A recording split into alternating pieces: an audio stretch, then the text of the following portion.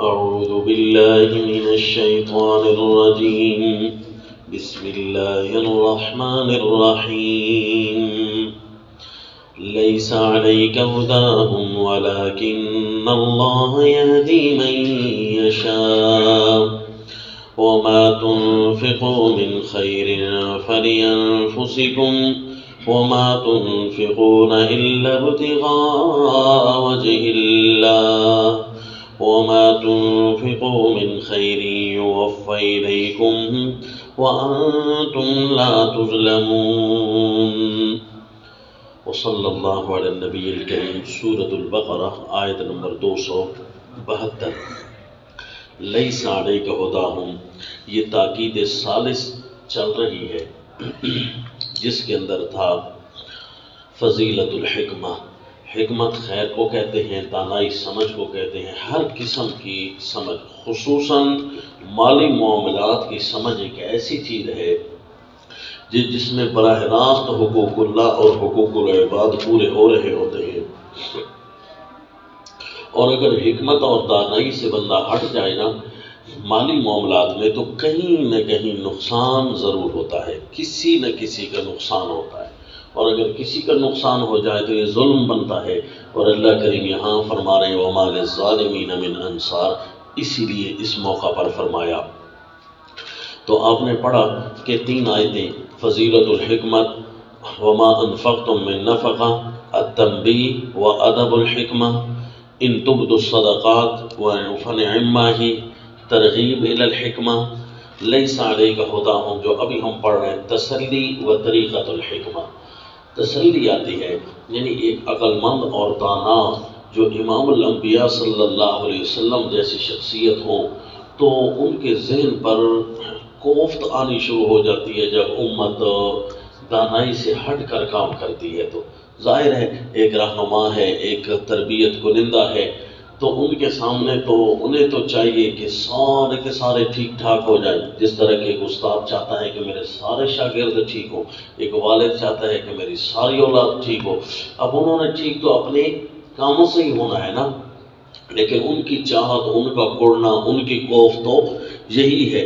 اب رسول اللہ صلی اللہ علیہ وسلم جب حکمت سکھا رہے ہیں اور لوگ حکمت سے پھر بھی ذرا سا ہٹنے کی کوشش کریں تو پھر نعوذ باللہ کوف تو آنی ہے نا، تو اس لیے تسلی آ گئی۔ میرے پیغمبر آپ کے ذمہ نہیں ہے ان کو راہ پر ڈالنا،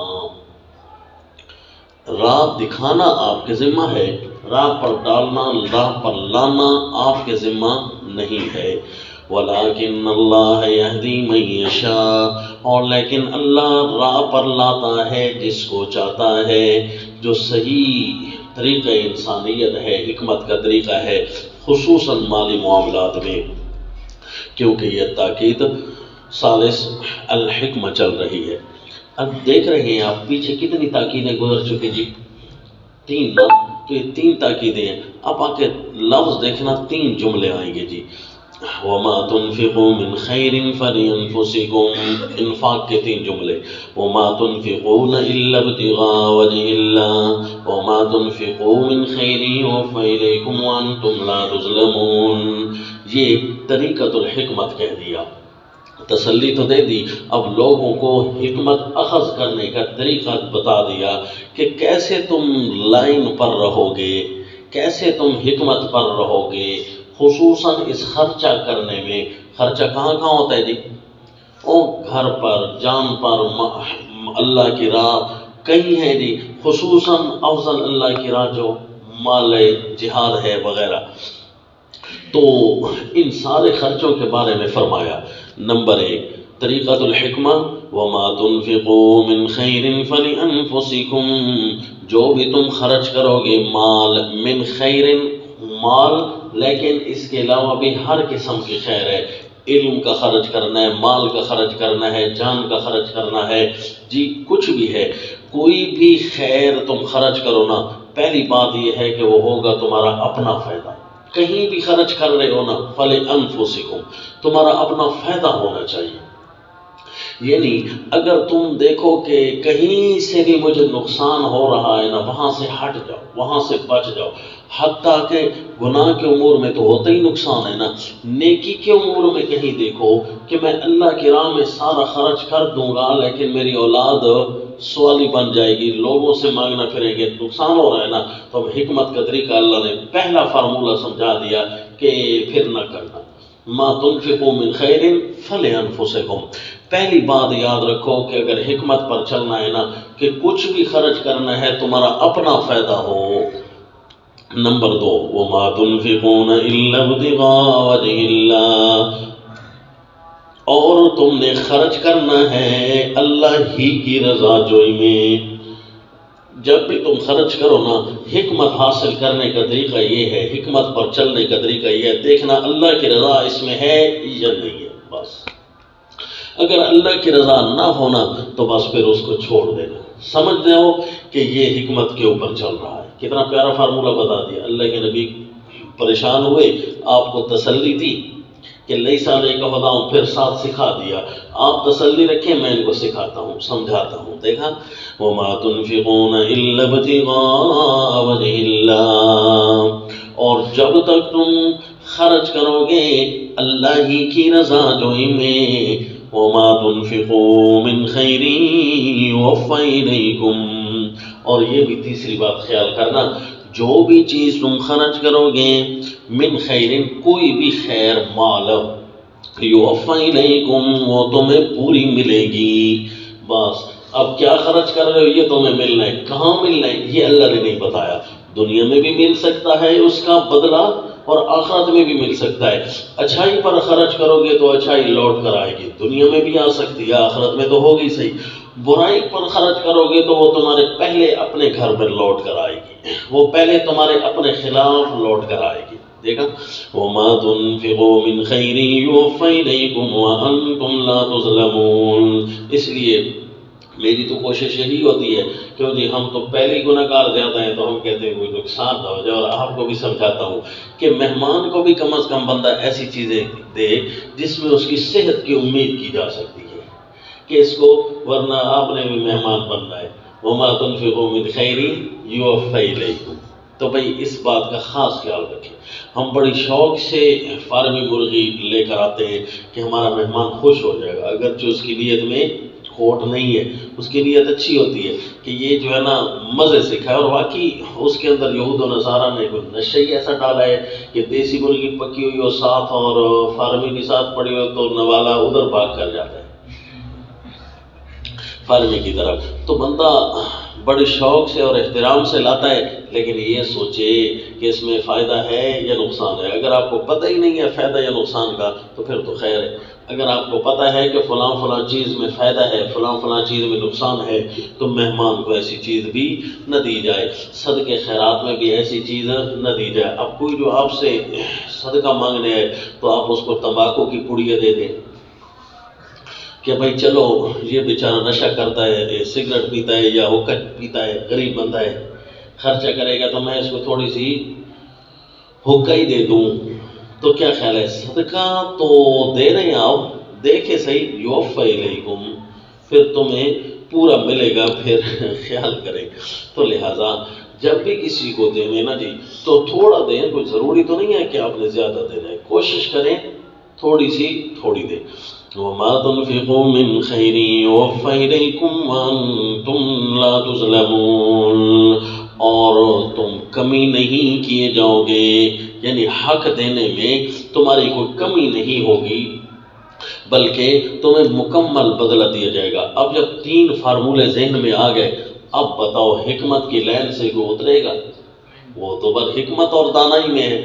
اب جو کچھ بھی خرچہ کرے گا رضا اللہ کی ہے۔ مثلا علم کے اعتبار سے دیکھ لیتے ہیں، ایک بندہ ہے شیخ الحدیث بھی بننا ہے اس نے، اور ایک ہے اس نے قرآن کا صفحہ بھی پڑھانا ہے خالی بچے چھوٹے کو۔ آپ دیکھ لیں کہ جب میں اتنی بڑی دوسری تفسیر کی مسند پر بیٹھا ہوں اور ایک ہے چھوٹے بچے کو پڑھا رہا ہوں، فائدہ کس کو ہونا ہے؟ وہ جو ہے جا کر دنیا پر اگر خرچ کر رہے ہوں نعوذ باللہ اور نقصان کرنا چاہتے ہوں تو پھر اس سے بہتر ہے اس چھوٹے کو پڑھایا جائے جو قرآن پڑھ تو جائے گا. دیکھیں نا، آپ نے 2 سیٹوں میں سے ایک سیٹ کی سلیکشن کی ہے، ایک سیٹ کو آپ نے چنا ہے، رضا تو اللہ کی ہے نا سامنے، تو اب اس میں آپ کے پاس فیصلہ کرنا بڑا آسان ہو جائے گا.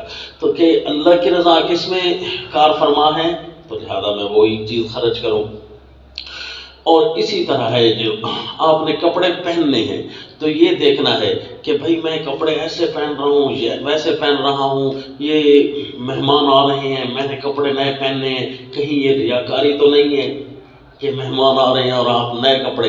ہاں بھائی نئے کپڑے اس لیے پہن رہا ہوں تاکہ میں مسلمان ہوں، اور اسلام کا جو فرد ہوتا ہے، اسلامی معاشرے کا ایک حصہ ہوتا ہے، میں خوبصورت سے خوبصورت لباس سے تن کروں اپنی وسعت کے مطابق. کیوں؟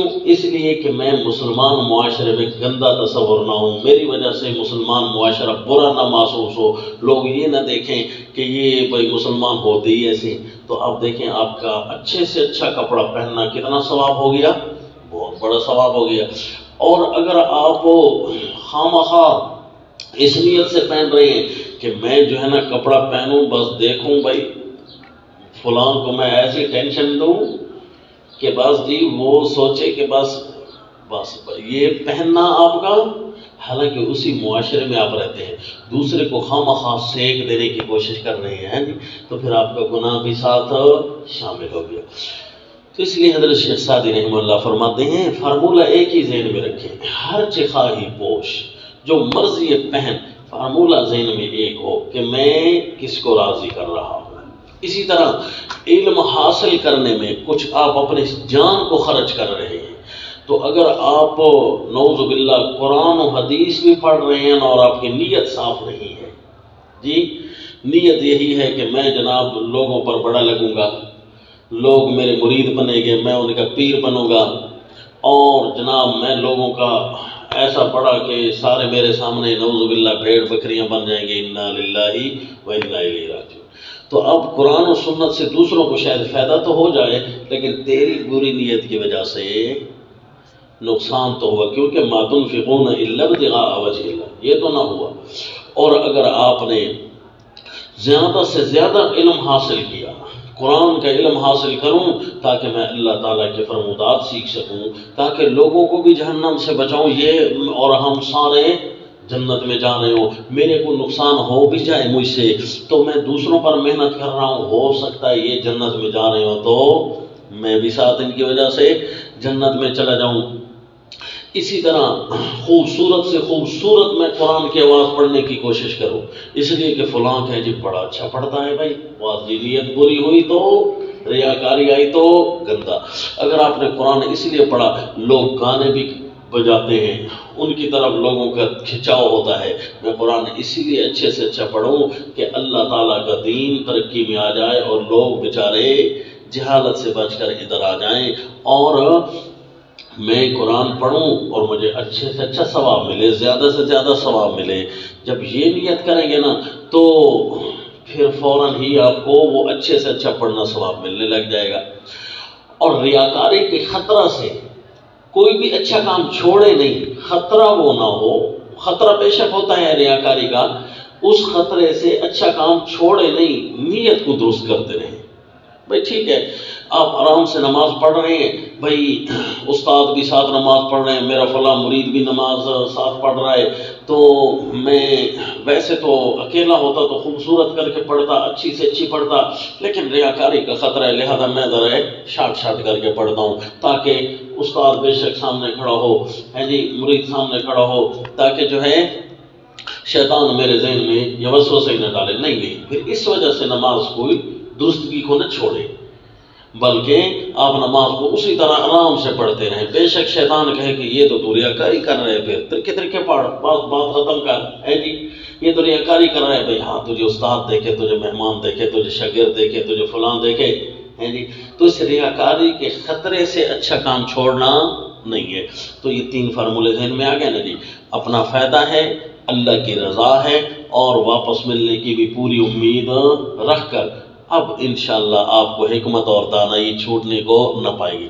تقریر آپ نے سن لی تھی اور حکمت اور دانائی کی مطابق آیت کا ربط حل ہوا.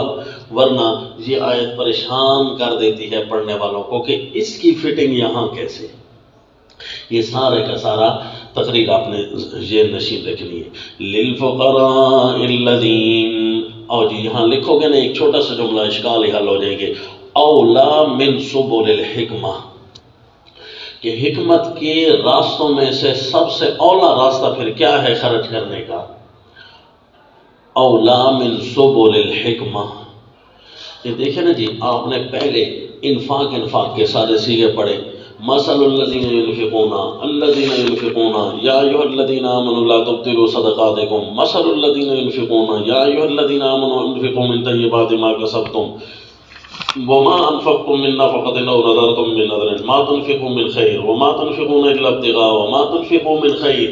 یہ سارے آپ نے انفاق کے لفظ پڑھے، خرچہ کرنا، اور ساتھ ساتھ آپ کو بتا رہے ہیں نا کہ سارے راستے اللہ کے ہیں، جہاں جہاں رضا اللہ کی ہے. اپنے جان پر بھی تم لگا رہے ہو نا، نیت یہ ہے تاکہ میں اپنے جسم کے فائدے کے لیے، تاکہ یہ عبادات کے لیے اور اطاعت کے لیے کھڑا رہے. یہ بھی اللہ کے راستوں میں سے ایک راستہ ہے. لیکن اولا راستہ کیا ہے؟ سبیل اللہ اولا کیا ہے جس کے بارے میں قرآن زور دے گا؟ وہ یہ ہے للفقراء الذین احصروا فی سبیل اللہ. یہ جو سارے خرچ کرنے ہیں یہ کیا ہے؟ ان فقیروں کے لیے، ان محتاجوں کے لیے. الذین احصروا فی سبیل اللہ، جو اللہ کی راہ میں بند کیے گئے ہیں، اللہ کی راہ میں بند کر دیے گئے ہیں، رکے ہوئے ہیں. اب اللہ کی راہ میں بند ہونے کی وجہ سے وہ محتاج ہو گئے ہیں، ورنہ اپنی حاجتیں پوری کر لیتے. مثلا مجاہدین ہیں تو اللہ کی راہ میں ایسے رکے ہوئے ہیں کہ وہ دوسری طرف کا سوچ ہی نہیں سکتے، کیونکہ اگر وہ مار کا خالی چھوڑتے ہیں تو دشمن چڑھائے گا. تو اس لیے وہ اسلام کی سرحدوں کے عین محافظ ہیں، جن کے بارے میں رسول اللہ صلی اللہ علیہ وسلم نے فرمایا لغدوۃ فی سبیل اللہ او روحۃ خیر من الدنیا وما فیہا. یہ جو اللہ کے راستے میں ایک صبح اور ایک شام گزار دینا، یہ دنیا ما فیہا سے بہتر ہے. اس کی وجہ یہی ہے کہ ایک پوری دنیا جو ہے اسی کی وجہ سے عبادات میں مصروف ہے، اور وہ کھڑا ہے ان کی سرحدوں پر حفاظت کر رہا ہے. صرف اس ایک کی وجہ سے پورا شہر، پورا ملک امن میں ہے.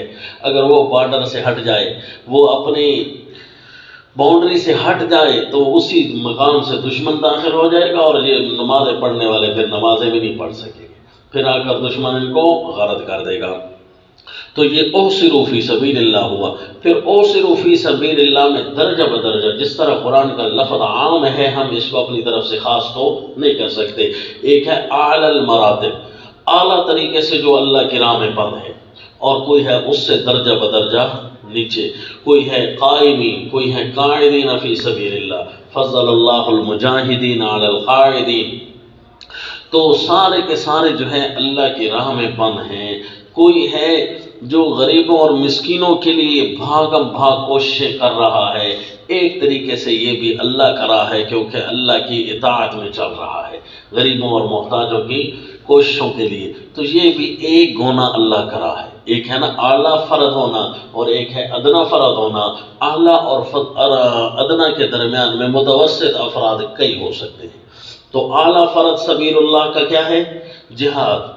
اور ادنا سے ادنا کوئی بھی ہو سکتا ہے، ادنا سے ادنا متوسط پھر کوئی بھی ہو سکتا ہے. وہ اپنے وقت کی ضرورت کے مطابق، اپنی نظر کے مطابق، اپنی کوشش کے مطابق وہاں نظر آ جائے گا کہ یہ ادنا ہے اور یہ اعلیٰ ہے اور یہ اس سے اولا ہے.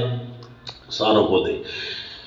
مثلا ایک جگہ غریب ہے اور رشتہ دار ہے، دوسری جگہ صرف غریب کھڑا ہے، تو دونوں کو ہی دینا ہے. دونوں کے پاس دینے کے لیے آپ کے پاس چیز ہے، لیکن دے ایک کو ہی سکتے ہیں. تو اس وقت اولا جو ہو وہی دے.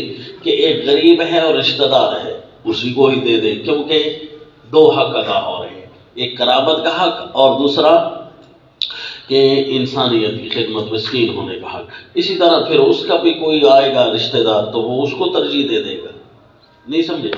تو یہ اس وقت فیصلہ کیا جا سکتا ہے مبتلا بھی کی نظر کے اعتبار سے. آ جاؤ جی. للفقراء الذين احصروا في سبيل الله لا يستطيعون ضربا في الارض يحسبهم الجاهل اغنياء من التعفف.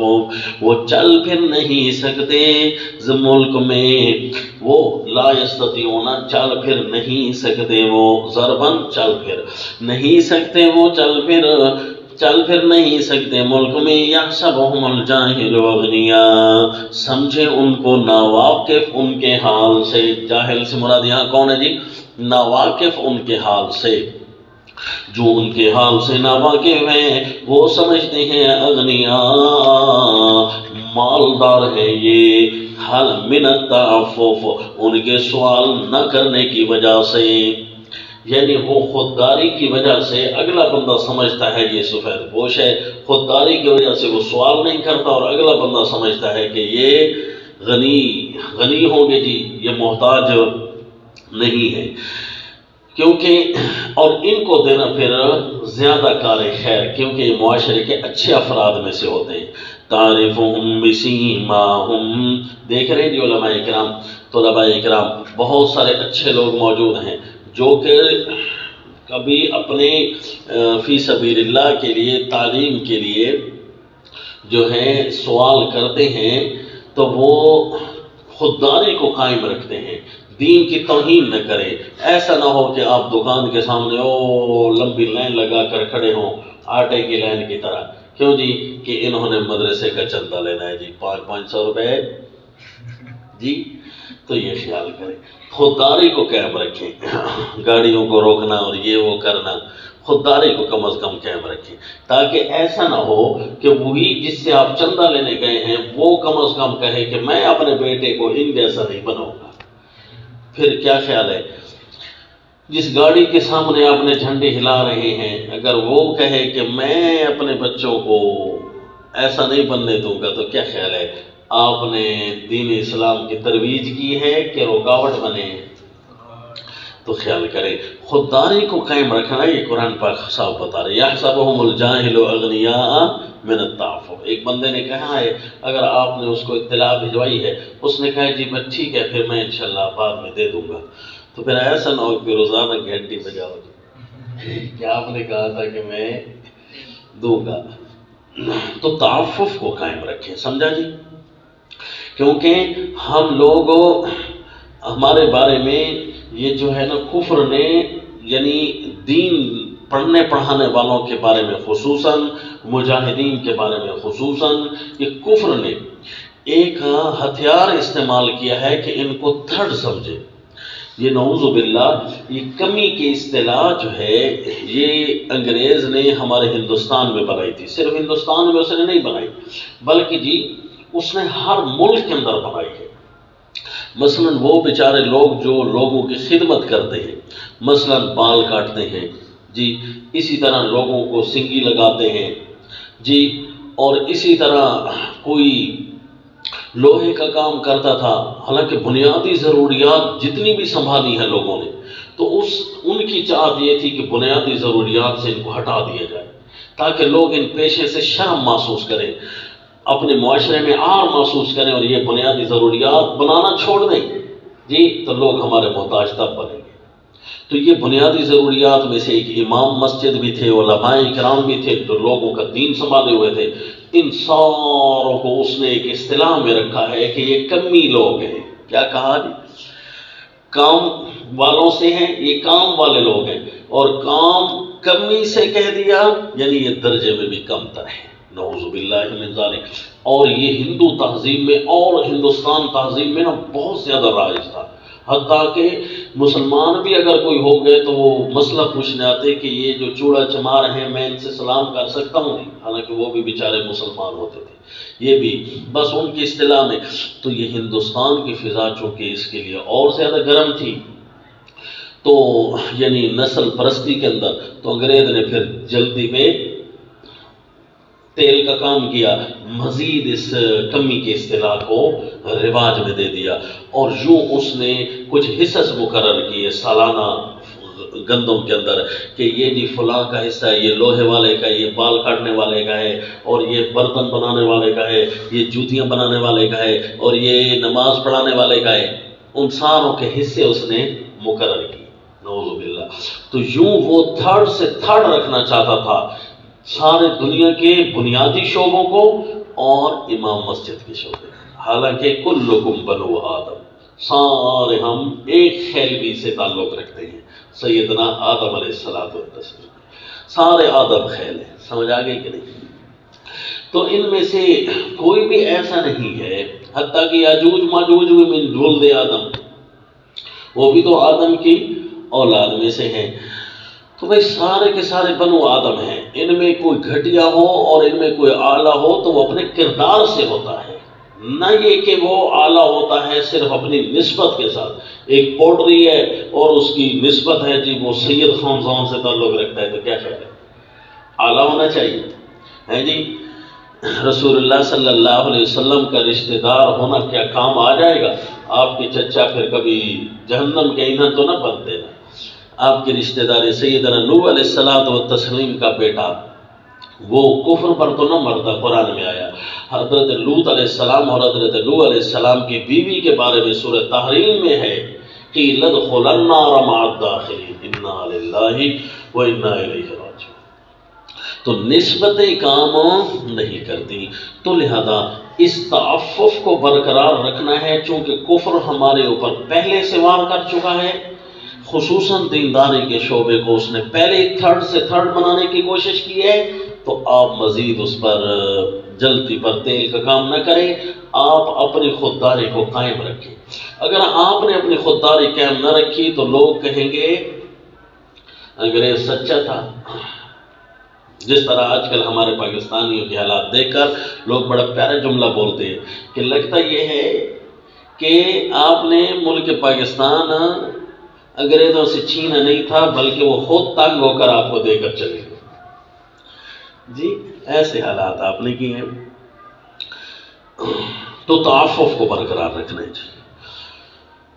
تعرفہم بسیماہم، یہ الگ بات ہے کہ کون سے مدارس چندہ کر بھی سکتے ہیں، اعلان کرنے کی صلاحیت کر رکھ بھی سکتے ہیں کہ نہیں، یہ الگ عنوان ہوگا، اس کے لیے پھر الگ طور طریقے ہیں، سمجھا جی؟ کہ جو دین اسلام کی صحیح ترویج نہیں کر رہے تو صرف اور ناب کے لیے زکوٰۃ صدقات خریدنا جائز، لینا جائز نہیں ہے، پھر زکوٰۃ صدقات کو ضائع نہ کریں، اپنی اپنی ہڈیوں میں نہ ڈالیں، بلکہ غریب غربا کے حقوق ان کو ملنے چاہیے۔ آپ ہیں اپنی تجوریاں بھر رہے ہیں اور صرف ناپ پڑھانے کے لیے، تو پھر کل سکول و کالجز والے بھی زکوٰۃیں لینے لگ جائیں گے، وہ بھی دنیاوی علوم پڑھا رہے ہیں اور آپ بھی علوم عربیہ دنیاوی اعتبار سے پڑھا رہے ہیں۔ آپ کے اوپر قرآن و سنت غالب تھا، اصل یہ مدارس تھے کہ اللہ کے احکام علوم نبویہ عام ہونے چاہیے، سارے علوم اس کے تابع تھے، ہے جی۔ اسپیشلائزیشن جو ہے وہ صرف اور صرف قرآن و سنت میں ہونی چاہیے تھی، اور اب کمزوری پر کیا پائی جا رہی ہے؟ صرف میں آگے ہے جی، نحو میں آگے، فلاں کتاب میں آگے، فلاں علوم میں آگے کمزوری پائی جا رہی ہے، تو نہ قرآن آ رہا ہے نہ حدیث آ رہی ہے، انا للہ و انا الیہ راجعون۔ تو جو قرآن و سنت کی محنتیں کرنے والے ہیں نا جی، پھر ان کی عموماً عمارتیں کمزوری ہوتی ہیں، کیوں جی؟ ان کے پاس ٹائم ہی نہیں ہوتا کہ امام عمارتیں بنائیں یا سبق پڑھیں، کیا کریں؟ تو لہذا وہ گزارے کرنے والے ہوتے ہیں۔ حضرت رئیس المفسرین حضرت مولانا حسین علی الوانی رحمہ اللہ کتنے بڑے امام گزرے ہیں، مجدد وقت گزرے ہیں، تو ان کے مدرسہ کا نام آج تک کسی کو نہیں آتا ہوگا۔ ان کے مدرسہ کا کوئی نام تھا، ایک کمرہ، چند کمرے انہوں نے طلباء کے لیے بنائے تھے اور ایک مسجد کا حجرہ ہے جو آج کل انہوں نے مسجد میں غالباً شامل کر دیا ہے۔ تو وہ حجرہ جو ہے اس کا نام طلباء نے کہا جی مدرسے کا نام رکھتے ہیں۔ کہا جی کیا رکھتے ہو نام؟ نام ہی رکھنا ہے تو اس کا نام رکھ دو پڑوکاں والا کوٹھا، پڑوکاں دا کمرہ۔ کیا مطلب؟ اپنی سرائکی میں کہا کہ پڑھنے والوں کا دارالعلوم اس کا یہ سرے کی ترجمہ ہوگا ہے جی، کہ کیا ان تکلفات میں پڑھنا ہے، کیونکہ ہمیں تو نظام فطرت سمجھایا ہوا ہے نا جی۔ تکلفات میں مسجد نبوی، اس کا کیا نام تھا؟ کوئی نام ہی نہیں تھا، بس یہی نام پڑا کہ نبی نے بنائی ہے مسجد، بس جی مسجد نبوی بن گیا نام۔ تو اس لیے کوئی اس کا اسپیشل نام، حالانکہ اگر اس کے اسپیشل نام بنائے جاتے تو وہی مرکز العلوم ہے جی، مرکز القرآن و سنہ، اس طرح کے بڑے بڑے نام ہونے چاہیے تھے، لیکن مسجد نبوی خوبصورت نام ہے جی صلی اللہ علیہ وسلم۔ تو ہمیں تعفف کو قائم رکھنا ہے، سمجھا جی؟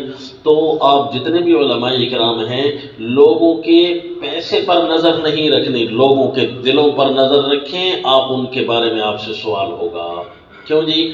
آپ سے سوال اس لیے ہوگا کہ اللہ نے آپ کو علم دیا ہے، جو بھی اس راستے طرف آئے گا وہ سارے کے سارا الا کلکم راع وکلکم مسئول عن رعیتہ، ہر بندہ راعی ہے، نگران ہے، اور اس سے پوچھ ہونی ہے، ہر بندے سے پوچھ ہوگی بھائی، جو جس شعبے سے بھی تعلق رکھنا ہے پوچھ تو اس سے ہونی ہے، اس پوچھ کا خیال کرنا ہے ہم نے انشاءاللہ۔ تعرفهم بسیماہم، آپ پہچان لیں گے ان کو چہرے سے، وہ سوال تو نہیں کرتے لیکن چہرے سے معلوم ہو جائے گا بھائی صبح و شام یہ کیا کماتے ہیں، کہاں سے اٹھاتے ہیں، کیا کھا رہے ہیں، صبح و شام اسی محنت میں لگے ہوئے ہیں، اور آپ نے اس کے خوبصورت کپڑے دیکھ کر سمجھ رکھا ہے کہ اس کو کسی چیز کی ضرورت نہیں ہے۔ ہو سکتا ہے وہ خوبصورت کپڑے اس لیے پہنتا ہو کہ تاکہ میں کسی کو سائل نہ لگوں، اللہ کے دین کی توہین نہ ہو سکتا ہے اس کو ٹھیک ٹھاک ضرورت ہو، اس کو دیا کریں۔ تعرفهم بسیماہم، ان کے چہروں سے معلوم ہو جائے گا۔ بچوں کے چہروں سے معلوم ہو جاتا ہے کہ نہیں ہو جاتا؟ والد کو کہ کوئی بات ضرور ہے جو یہ بتا نہیں رہا اصل میں، تو اسی طرح معاشرے کی نگرانی کرنی چاہیے ان لوگوں کو جن کو اللہ نے اہل ثروت بنایا ہے۔ اسی طرح بہنی اسی طرح جن کو اللہ نے اہل علم بنایا ہے، وہ اپنے اپنے معاشرے کی نبض شناسی کر کے رکھے کہ کہاں کس مسئلہ کی زیادہ ضرورت ہے، اسی مسئلے کا خرچہ کریں، اسی مسئلے کو پہنچائیں۔ اسی طرح اہل علم کے علاوہ اہل ثروت جو ہیں تو وہ بھی نظر رکھیں، نگاہ رکھیں کہ کہاں کیا ضرورت ہو سکتی ہے، کہاں کس طرح چلت پھرت ہو رہی ہے، کس کے گھر میں کیا پریشانیاں آ رہی ہیں، بچوں کی لڑائیوں سے بھی بات سمجھ آ سکتی ہے ساری کی۔ اور پھر دونوں چیزیں اللہ نے کسی ایک آدمی کو دی ہو، اہل ثروت بھی بنایا ہو، اہل علم بھی بنایا ہو، تو پھر اس کی تو کیا ہی بات ہے۔ وہ پورے سماجیات کا یوں سمجھو ڈاکٹر ہوتا ہے، لوگوں کے علوم کی طرف بھی نظر رکھتا ہے، روحانیات کی طرف بھی نظر رکھتا ہے، اور سماجیات کی طرف بھی نظر رکھتا ہے۔ جس طرح سیدنا امام اعظم ابو حنیفہ رحمہ اللہ کے جی، اللہ نے ان کو مال بھی وافر دیا تھا اور علم کے تو تھے ہی وہ سمندر جی۔ تو انہوں نے وقت سے پہلے علماء اکرام کے گھر میں خرچے پہنچا دیتے تھے، کہتے بس آپ جی سوچیں نہ، ادھر ہی بیٹھے رہے ہیں، علوم افکار آپ پھیلا رہے ہیں تو آپ کما تو ہم سے بھی اچھا سمجھتے ہیں، بس آپ کے گھر سودا پہنچے ہوئے، یہ مہینہ تو کوشش کریں نا علم کی، اگلے مہینے کا پھر سوچ لیں گے۔ پھر ان کے گھر پہنچا دیتے تھے، پھر پہنچا دیتے، امیر کبیر بنا کر رکھا ہوا تھا۔ جب بندہ ٹینشن فری ہوتا ہے نا تو وہ علوم و معارف اس کے ذہن سے خود بخود باہر آنا شروع ہو جاتے ہیں۔ لا يسألون الناس الحافا، سوال نہیں کرتے لوگوں سے لپٹ کر، یہ مطلب ہے لوگوں سے لپٹ کر سوال نہیں کرتے۔ وما تنفقوا من خیر، اور لپٹ جانا صرف اس کو تو نہیں کہتے کہ اس کو جو ہے نا دو باتوں سے بندہ پکڑ لے، نہ لپٹنا اس کو نہیں کہتے۔ لپٹنا پتہ ہے کس کو کہتے ہیں؟ لپٹنا اس کو کہتے ہیں کہ اگلے کو کہنا پڑے یار ہوڑ تو جان ہی چھوڑ، اگلے کو یہ کہنا پڑے کہ ہوڑ تک کالا باندھی کر، مسکال پہ مسکال آپ رکھیں، یعنی کال پہ کال رکھیں، تو یہ بھی تو ایک قسم کا لپٹنا ہے، یعنی اگلے کو یہ کہنا پڑے کہ ہوڑ لا يسألون الناس الحافا، ایسے فقراء اور محتاجوں کو دے۔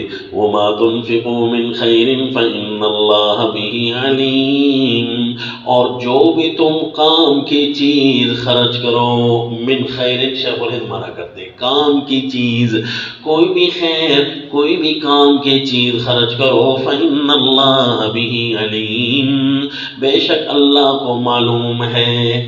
دیکھا جی حقوق مالیہ، احکام مالیہ میں تاکیدات کتنی آ رہی ہیں اچھی اچھی، ہمارے ذہن میں بھی نہیں تھا کہ ایسی بھی کوئی باتیں ہو سکتی ہیں، لیکن اللہ کریم نے ہماری کیسی تربیت کی ہے جی، ایک ایک جملہ بڑا قیمتی۔ آؤ جی یہی وہ پریشانیاں تھی جو دورہ تفسیر کے شروع میں نے آپ کو عرض کیا کہ کوئی جملے ایسے لگتے ہیں پڑھنے پڑھانے والوں کو کہ نعوذ باللہ یہ قرآن میں جملے نہ ہوتے تو خیر تھا، قرآن یہ مطلب اس کے علاوہ بھی حاصل تھا، زائد انداز لگتے ہیں، انا للہ و انا الیہ راجعون۔ وہ ہمارے ذہن کی کمی تھی بھائی، قرآن میں کوئی چیز زائدہ نہیں ہے، رحمتوں سے بھری ہوئی ہے، بس یہ دعا کریں اللہ ہمیں لینے کی توفیق نصیب فرمائے۔ اور لینے کا طریقہ یہ نہیں ہے کہ قرآن کو اپنے تابع کر دیں، اپنی اصطلاحات بنانا شروع کر دیں، قرآن کو اپنے پیچھے چلانا شروع کر دیں، نہ جی، بلکہ قرآن کے تابع ہو جائے، اپنی اصطلاحات بعد میں قرآن پہلے۔ اس لیے بہت ساری اصطلاحات آپ کو میں بتا رہا ہوں نا کہ رہ جاتی ہیں، چھوڑ دیتے ہیں یا کہہ دیتے ہیں کہ یہ تو اس کے افراد میں سے ایک فرد تھا، یہ کوئی پوری اصطلاح تو نہیں ہے۔ وجہ کہ ہم اصطلاحات کو قرآن کے تابع کرنا چاہتے ہیں، قرآن کو اصطلاحات کے تابع نہیں کرنا۔ آ جاؤ جی، الذین ينفقون اموالهم باللیل والنہار۔ آپ چار تاکیدات، چوتھی تاکید شروع ہو رہی ہے، تین تاکیدات کے نام آپ کو آتے ہیں۔ پہلی تاکید فضیلت المنفق، فضیلت و تفضیل المنفق، اور دوسری تاکید تھی الکسب الطیب، تیسری تاکید تھی فضیلت الحکمہ۔ یہ تین نام تین تاکیدوں کے، اور اب چوتھی تاکید آ گئی جی، الذین ينفقون، التاکید الرابع، اس کو کہتے ہیں اقسام و اہل الاموال، مال والوں کی قسمیں۔ اللہ بیان فرمائیں گے کہ مال والے دکھاتے ہیں آپ کو کتنے قسم ہوتے ہیں، مال والوں کی قسمیں ہوگی۔ اچھا جی، اس کے اندر ایذاء مالی سے منع ہوگا۔ پچھلی یوت الحکمہ کے اندر ایذاء قولی سے منع تھا، القصب الطیب کے اندر ایذاء فعلی سے منع تھا۔ تینوں قسم کی ایذاء بھی پوری ہو گئی، سمجھا جی؟ ایذاء فعلی، پھر ایذاء قولی، اب آ رہی ہے ایذاء مالی۔ بعین ہی اسی طرح یہ چار تاکیدات ان احکام تدبیریہ پر متفرع ہیں، جس طرح کے احکام تدبیریہ میں سب سے آخر میں ایذاء مالی کا ذکر تھا نا جی، ہے نا، اور اس سے پہلے ایذاء قولی کا ذکر تھا نا، اور اس سے پہلے ایذاء فعلی کا ذکر تھا۔ کل کی تقریر میں آپ کو بتا بھی دیا ہے، ٹھیک ہے جی۔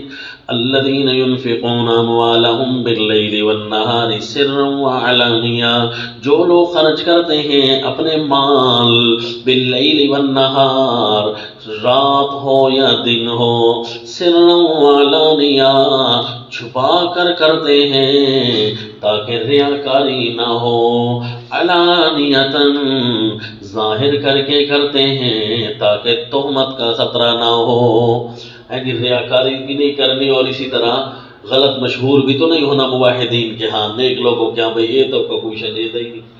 علانیتاً، علانیہ اس لیے کہتے ہیں تاکہ تہمت کے ڈر سے بھی پاک ہو جائے اور لوگوں میں ترغیب بھی ہو جائے، تہمت کے ڈر سے اور ترغیب کے لیے۔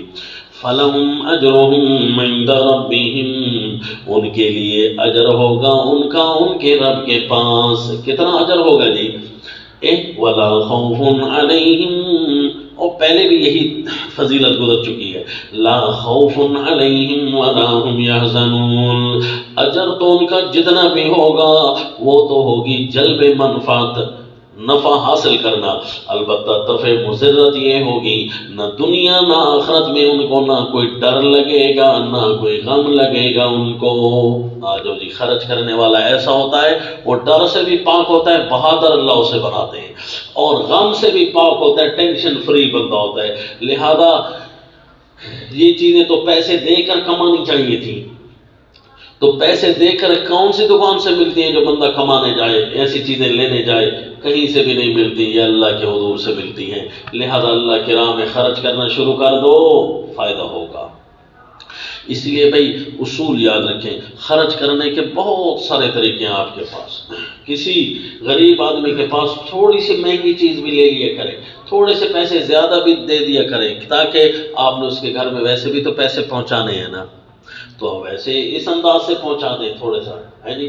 اور اسی طرح ریڈیو پر جو غریب لوگ چیزیں بیچ رہے ہوتے ہیں ان کو پیسے دینے کا بھی یہی طریقہ ہے کہ ان کے ریڈی کے پاس چلے جائیں, ان سے جو چیز خرید سکتے ہیں, زیادہ پیسے آپ نہیں دے رہے, جو چیز خرید سکتے ہیں تو ان کو پیسے دے دیں اور آرام سے کھڑے ہو جائیں. وہ خود ڈالے گا شاپر میں, آپ چون چون کر نہ ڈالیں.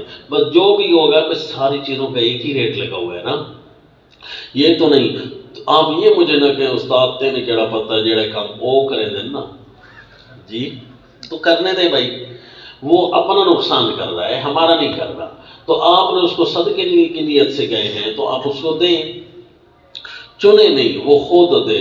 اگر وہ نقصان زیادہ دینے کی کوشش کرے گا تو اس کا اپنا نقصان ہے, کیونکہ ابھی آپ پڑھ چکے ہیں ما تنفقوا من خیر یوفی الیکم, گھر واپس آئے گا. اسی لیے بھائی میں تو عرض کرتا ہوں کسی کے گھر میں بھی جاؤ نا, واش روم بھی استعمال کر رہے ہو نا, تو ایک لوٹا بھی زائد نہ لگاؤ, ضرورت ہے تو پورا لگاؤ, کیونکہ وہ بھی آپ نے اپنے خرچے سے کٹوایا. آپ کی زندگی میں فرض کریں اللہ نے 6 کروڑ روپے لکھا ہوا ہے بھائی اس نے اتنے استعمال کرنے, تو وہ کٹوتی وہاں سے ہو جائے گی.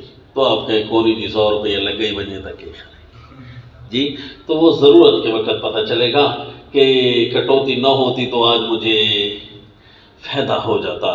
اسی لیے میرے نبی صلی اللہ علیہ وسلم نے فرمایا نہر کے کنارے پر بھی بیٹھے ہو نا تو پانی کا استعمال اپنی ضرورت کے مطابق کرو, باقی کو جانے دو نا, جو اللہ کی راہ میں جا رہا ہے وہ نکل رہا ہے تو اپنی ضرورت, ایسے نہیں کہ وضو 3 دفعہ کرنا ہے تو آپ 6 دفعہ کریں. آپ تو نہر کے اوپر جو بیٹھے وہاں بھی 3 ہی کی سنت برقرار رہے گی تاکہ آپ کی کٹوتی پوری ہو جائے, صحیح ہو جائے. الذین یأکلون الربا, یہ پہلے لوگ تھے اہل الخیر. الذین ينفقون اموالهم, اقسام چل رہی ہیں نا جی مال کی, ان کو کہتے ہیں اہل الخیر, کہ بڑے خیر والی دنیا ہے. اور خیر والی دنیا کیسی ہے جی؟ اگر وہ پورے علاقے میں ایک ہے تو اس کے وجہ سے کم از کم 7 دکانیں چمک سکتی ہیں, 7 گلیاں چمک سکتی ہیں, پڑھ چکے ہیں آپ. اور اگر وہ اہل و خیر بہت بڑا آدمی ہے تو وہ پورے باغ کی حیثیت ہے اس کی, پیچھے آپ پڑھ چکے ہیں. اب دیکھو جی یہ اہل الخیر تھی. اب آگے جی الذین یاکلون, قسم دوم اہل الفساد اور ان کا انجام. ایک اہل خیر مال والوں میں اور ایک مال والوں میں اہل فساد ہوتے ہیں, یعنی سودی لوگ, یہ اہل الفساد ہے جی. الذین یاکلون الربا, سودیوں کے ساتھ معاملات کرنا جائز نہیں ہے. ان سے نہ گاڑیاں خریدیں, نہ ان سے زمینیں خریدیں, نہ ان کے ساتھ رہیں, نہ بیٹھیں. اسی لیے تو کہتے ہیں جی بینک کی دیوار کے سائے میں بھی نہ کھڑے ہوں گے. کیوں جی؟ کہ وہ اللہ کے ساتھ اعلان جنگ کا مرکز ہے, آگے آ رہا ہے. تو اس لیے سود خور بندہ وہ آپ کو کافی اپنے فائدے دکھائے گا, بینیفٹس دے گا کہ یہ کوشش کریں, یہ کریں, وہ کریں, میں آپ کو پیسے دیتا ہوں فری میں, آپ چلے مجھے سود نہ دینا, یہ لے نہیں جی. جس کی آمدنی اگر سود سے لگی ہوئی ہے نا اس سے کوئی بھی معاملہ نہ کریں, حتیٰ کہ اس کے گھر میں ٹیوشن پڑھانا بھی جائز نہیں ہے. یعنی پیسے لے کر, ویسے تو کسی کو بھی دعوت دینے جائیں تو فری میں پڑھانے جائیں نا, پھر اس کے گھر کا پانی بھی نہ پیو, اس کی چارپائی پر بھی نہ بیٹھے, کیونکہ سب کچھ جو حرام کا ہے اور ایک آدمی کا ہے ذریعہ آمدن حلال و حرام مکس ہوتا ہے, تو اس کا آپ غلبہ دیکھیں کہ غلبہ حرام آمدنی کا ہے تو تب بھی اس کے ساتھ معاملات نہ کریں, کیونکہ کسی طریقے سے بھی آپ کو وہ کچھ نہ کچھ دے دے گا, کھلا دے گا, بٹھا دے گا, ہے جی, تو نقصان ہوگا جی. یہ اہل الفساد جی ہے نا. الذین یأکلون الربا لا یقومون الا کما یقوم الذی یتخبطہ الشیطان من المس. یہ ہے جی اہل الفساد کا انجام. جو لوگ کھاتے ہیں سود, لا یقومون, وہ نہیں اٹھیں گے. ربا کہتے ہیں بڑھوتری کو, بس جی بیاج بھی اس کو کہتے ہیں بڑھوتری, یعنی ایک چیز بڑھ جائے, بس بڑھ جائے, پیسے دے کر میرے پیسے جتنے بھی ہیں نا یہ بڑھ جائیں, یعنی 100 روپیہ تو 120 ہو جائے, 150 ہو جائے, 200, یہ بہت ساری سکیمیں رائج ہوں گی. تو یاد رکھنا جس طرح سود حرام ہے, سود کا راستہ بھی حرام ہے. سود کا راستہ کہتے ہیں شبہۃ الربا کو. شبہۃ الربا بھی ہماری کتب فقہ میں لکھا ہے نا کہ حرام ہے. تو لہذا یہ جو آپ اسلامی بینکاری نکالتے ہیں نا والعیاذ باللہ، حالانکہ کسی کے ساتھ اسلام کا لفظ ویلڈ کرنے سے وہ اسلامی ہو تو نہیں جائے گی، اگر بالفرض یہ اسلامی بینکاری ہوتی بھی صحیح نا تو اس میں اتنی مباحث اور شکوک و شبہات ہیں کہ شبہ الربا ہے۔ ربا اگر نہ مانو نا اصل تو ہم تو اس کو بنوک ربویہ ہی کہتے ہیں، لیکن اگر کوئی کہے کہ نہیں جی گزارا کرتے ہیں تو پھر شبہ الربا کی وجہ سے بھی حرام ہے۔ یہ احسن الربا پاکستان میں جب سے آیا نا جی، یہ اسلامی بینکاری کو جنہوں نے رواج دی ہے، ان ساروں کے استاد ہیں احسن الفتاوی والے ایک بزرگ گزرے کراچی کے، یہ انہی کے شعبے کے بڑے تھے، اور وہ اپنی کتاب میں ان کو منع کرتے گئے اور کافی عبارتیں انہوں نے لکھی ہیں، اور اس بات پر زور دیا ہے کہ ہم جو طریقہ بینک والوں کو دیتے تھے وہ انہوں نے رائج ہی نہیں کیا، کیونکہ سارے اسٹیٹ لائف کتابیں تھے نا جی، تو اسٹیٹ لائف ساروں کی دادی نانی ہے، وہ جیسے پالیسیاں نکالے گی اسی طرح ہی نکلیں گی، تو ہم نے ان کو جو بھی طریقہ دیا وہ کہتے ہیں یہ نہیں لیتے تھے طریقہ، اور اپنے طریقے انہوں نے ایجاد کیے، ان کے اندر شبہ الربا تو ہرگز موجود ہے نا، تو جو سود کھاتے ہیں وہ تو اسی طرح حرام ہے، تو شبہ الربا بھی نہ کرے۔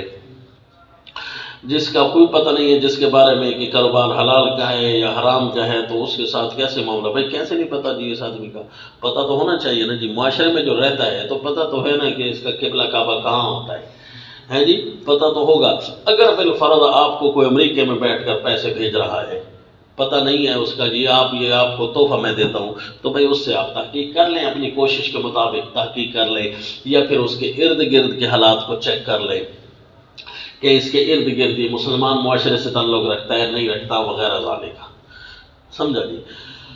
تو اس لیے اپنے طور پر کوشش تو پوری کرنی چاہیے۔ جس طرح کہ کوئی آپ کے پاس کھانے کی چیز بھیجتا ہے انجان بندہ، تو آپ کیسے تحقیقات کریں گے کہ اس میں زہر ملا ہوا ہے کہ نہیں ملا ہوا، تو اسی طرح یہاں بھی تحقیقات کریں۔ الذين يأكلون الربا لا يقومون إلا كما يقوم الذي يتخبطه الشيطان من المس، یہاں اپنے اہل الفساد اور اس کا انجام لکھا جی، جو لوگ کھاتے ہیں سود نہیں اٹھیں گے۔ اچھا آپ کو بتاؤں جو اسلامی بینکاری کی پالیسیاں ہیں نا، یہ بین ہی سودی بینکاری کی پالیسیوں کا متبادل نہیں ہے بلکہ دوسرا چہرہ ہے۔ جب سودی بینکاروں نے دیکھا نا جی، وہ بلکہ سودی بینکار ہمارے پاس آئے بھی اور وہ ہم پر ہنستے تھے کہ آپ کی جو اسلامی بینکاری ہے نا، بین ہی ہم نام بدل کر اپنی پالیسی اس میں چلا سکتے ہیں جی، صرف نام بدلنا پڑتا ہے۔ تو اس لیے ان سودی بینکاروں نے بھی اپنے اپنے بورڈوں پر لکھنا شروع کر دیا ہے اسلامی بینکاری کی سہولت موجود ہے، وہ بھی اپنے اپنے بورڈوں پر لکھتے ہیں۔ یہ آپ نے کیا کوئی چیز قسطوں پر لینا کیسے مثلا پہل لیتے ہیں، آگے کیا لکھیں 50,000 کے لکھیں، قسط پر 60,000 کا، قسطوں پر لین دین جائز ہے، آگے آ رہا ہے سورہ النساء کے اندر، بس 2 شرطوں کے ساتھ لین دین جائز ہے، کیونکہ اس میں سودی معاملہ نہ ہو، یعنی قسط شارٹ ہونے پر جرمانہ بھی نہ لگے، اور دوسرا اس کا ایک ہی ریٹ طے ہو جائے جس میں غبن فاحش نہ ہو، ایک ہی ریٹ طے ہو جائے کہ یعنی اس ریٹ پر ہی دیں گے، اب پیسے جلدی دے دیے کسی نے تب بھی وہی پیسے دیر سے دے دیے تب بھی وہی پیسے، قسط شارٹ ہونے پر جرمانہ بھی نہ لگے اور غبن فاحش بھی نہ ہو، اتنا زیادہ نہ لے کہ بالکل بھی دھوکہ ہو جائے، اگلے بندے کی مجبوری سے فائدہ اٹھانے کے لیے قسطوں پر اتنی مہنگی دے دی کہ بندہ بیچارہ نقصان میں جا رہا ہے۔ تو لہذا یہ سارے معاملات مجھ سے ابھی نہ پوچھو نا یار، یہ تو پھر پڑھیں گے، لیکن یہ جتنی کتاب اللہ شیخ بیان کر رہی ہے یہ تو ہم بیان کرتے جائیں، ورنہ تو اتنے زیادہ اس کے مسائل ہیں کہ یہاں ہم بیٹھے کیا رہے، یہ درمیان میں 2 مہینے اور گزر جائیں۔ الذين يأكلون الربا لا يقومون إلا كما يقوم الذي، یہ جو سود کھاتے ہیں دن قیامت کو، لفظ تو یہاں ہے نہیں اٹھیں گے مگر جیسا کہ اٹھتا ہے وہ یتخبطہ الشیطان من المس، جس کے حواس کھو دیے ہوں شیطان نے لپٹ کر، من المس مس کے ذریعے شیطان نے، یہاں بعض نے اس کا معنی فقط جن کیا ہے، تو یاد رکھے وہ اس کی تصویر ہے تفسیر نہیں ہے، یعنی ایک صورت ہے، تو شیطان جب خود قرآن کہہ رہا ہے تو اس کو اسی طرح ہی ماننا ہے.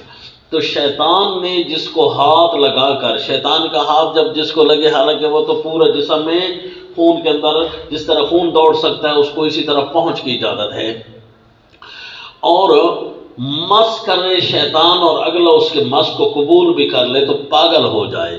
شیطان جس کو دین اسلام سے ہٹا کر مکمل طور پر پاگل کر دیتا ہے نا، تو وہ ہوتے ہیں کفار، وہ ہوتے ہیں ایسی ایسی پالیسیاں نکالتے ہیں جو کہ اپنی ترقی کی راہوں پر چلنا چاہ رہے ہوتے ہیں لیکن وہ سر کے بل آ لگتے ہیں، کیونکہ دین اسلام ہی ان کو قوانین دے سکتا ہے ترقیوں کے. ان کے علاوہ جتنے بھی انہوں نے ترقی کے قوانین نکالے ہیں نا، کوئی ملک ایسا نہیں ہے جو کہہ سکے ہماری ریاست مثالی ریاست ہے، بلکہ جتنے بھی ممالک اس وقت ترقی یافتہ ہیں نا، سارے کہتے ہیں ہم نے جتنے قوانین بنائے ہیں ہمارے ہاں شرع جرائم کی زیادہ ہونی شروع ہو گئی.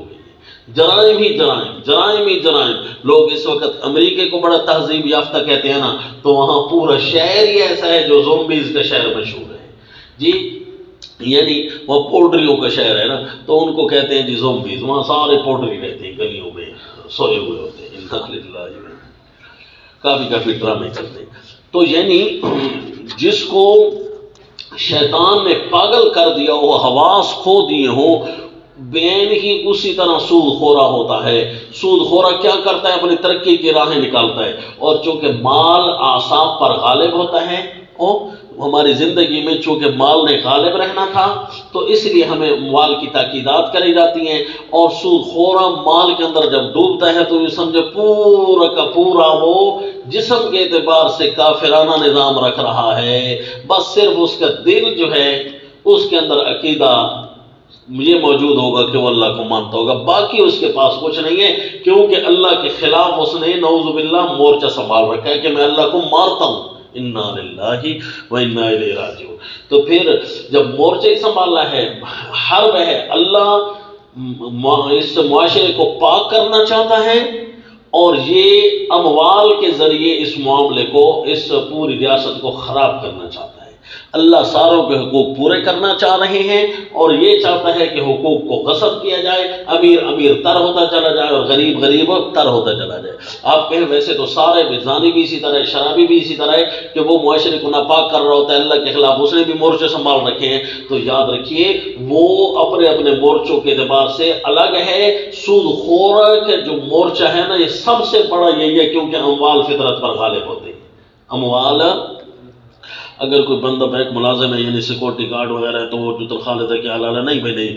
بینک کی کسی قسم کی نوکری کرنا حرام ہے، سپر مین لگنا، جھاڑو والا لگنا بھی حرام ہے، وہاں کا سیکورٹی گارڈ رکھنا بھی حرام ہے، وہاں کی مسجد بنانا بھی حرام ہے، مسجد کے امام لگنا بھی حرام ہے، مؤذن لگنا بھی حرام ہے. کیوں جی؟ ڈاکو مسجد بنائے تو کیا اس کے امام لگنا جائز ہے؟ وہ ڈاکے کی مسجد جو بنائے، ڈاکہ جو لے کر اور تازہ ڈاکے سے مسجد بنائے تو کیا خیال ہے؟ ڈاکو جو ہم سے مسئلہ پوچھ رہا ہو، جی میرے پاس اتنا مال ہو گیا ہے ماشاءاللہ، انا للہ، تو میں کتنی زکوٰۃ ادا کروں؟ ڈاکو زکوٰۃ دے؟ کہ ڈاکو جو ہم سے مسئلہ پوچھ رہا ہو کہ میں نے چونکہ لاہور جانا ہے جی ڈاکہ ڈالنے کے لیے، تو راستے میں قصر نماز پڑھوں کہ تو کیا خیال ہے جی؟ تو پھر ایسے مسائل یہ جی، مسجد بے شک بینک کی ہو نا، اس مسجد کے اندر نماز پڑھنا بھی جائز نہیں ہے، اس مسجد کے امام لگنا بھی جائز نہیں ہے، وہاں اذان دینا بھی جائز نہیں ہے. کیوں کہ وہ اللہ اور اس کے رسول کے خلاف مورچہ ہے. مسجد زرار کو اگر گرانے کا حکم ہے تو یہ بینک والی، یہ تو براہ راست اللہ کے ساتھ اسی طرح جنگ ہے، کیونکہ وہاں بھی ہے کہ والذین اتخذوا مسجدا ضرارا کفرا وتفریقا بین المؤمنین وارصادا لمن حارب اللہ ورسولہ. اور یہاں بھی فاذنوا بحرب من اللہ ورسولہ. دیکھا جی؟ آؤ جی، پیسہ متعین تو ہو گیا ہے نا کہ اس کی اتنی تنخواہ ہے. پیسہ یہ تو اپنے درہم اور دنانیر اس اعتبار سے تو متعین نہیں ہوتے کہ یہ کون سا ہے، اس اعتبار سے تو متعین ہوتے ہیں نا کہ کہاں سے آیا ہے. یہ بات تو اس کی چل رہی ہے کہ یہ کون سا ہے نا، وہ تو اسی لیے بتا گیا ہوں کہ حلال اور حرام آمدنی مکس ہو جائے نا جس کی، تو یہ اس کے لیے مسئلہ ہے، اور جس کا سارے پیسے کا پتہ ہی ہو کہ آئی وہاں سے رہی ہے. کیا خیال ہے؟ الذين يأكلون الربا لا يقومون إلا كما يقوم الذي يتخبطه الشيطان من المس. یہ حواس باختہ ہوتے ہیں، انسانوں میں رہتے ہوئے یہ انسان نہیں ہوتے، پاگل مخلوق ہے جی. ذالک بأنهم قالوا انما البيع مثل الربا. سود خوروں کی سب سے بڑا بہانہ وہ کہتے ہیں یہ تو ایک کاروبار ہے یار، انما البیع مثل الربا، یہ خرید و فروخت بھی تو ایک قسم کا سود ہے. پھر کیونکہ تھوڑے پیسوں سے چیز لے کر آتے ہیں اور مہنگے پیسوں سے چیز بیچ دیتے ہیں. 100 روپے کی چیز ہے اور 150 کی آپ بیچ رہے ہیں، تو پھر یہ سود نہیں ہے. تو اسی طرح ایک بندہ مجھ سے 100 روپے لے گیا ہے، تو کچھ عرصے بعد اس نے بیچارے نے کام شام چلا لیا اور 150 روپے مجھے دے دیا ہے، تو میں نے بھی 100 کے ذریعے 100 کے چیز کے ذریعے 150 کمانا تھا، اور یہ خود 100 کے ذریعے میں 150 کما رہا ہوں. بات تو ایک ہی ہے، بات تو ایک ہی ہے. تو یہ سود خوروں کا سب سے بڑا بہانہ ہے انما البیع مثل الربا، کہ یہ بھی تو بیع سود لینا ہے. وَأَحَلَّ اللَّهُ الْبَيْعَ وَحَرَّمَ الرِّبَا، کیونکہ ہیں جو پاگل، شیطان نے جو ان کو پاگل کر رکھا ہے. ان کو کہو احل اللہ البیع، اللہ نے خرید و فروخت کو تو حلال کر رکھا ہے اور سود کو حرام کر رکھا ہے. فَمَنْ جَاءَهُ مَوْعِظَةٌ مِّن رَّبِّهِ فَانْتَهَىٰ فَلَهُ مَا سَلَفَ. کل یہ کہیں بھئی 4 ٹانگ والی بکری بھی ہوتی ہے اور 4 ٹانگ والا کتا بھی ہوتا ہے، تو پھر ایک حلال کیوں اور ایک حرام کیوں ہے جی؟ تو شکل کے اعتبار سے بے شک دونوں ملتے جلتے ہوں جی، تو پھر کیا خیال ہے؟ حیات کے اعتبار سے ملتے جلتے ہوں تو پھر اس کے یہ مطلب تو نہیں ہے کہ حلال اور حرام بھی ایک جیسا ہو جائے. تو ان کے جب اندر کو خریدو گے تو پتہ چلے گا اس میں کتنا نقصان ہے اور اس میں کتنا فائدہ ہے. تو سود کو بھی اسی طرح اندر سے خریدو گے تو صاف پتہ چل جائے گا.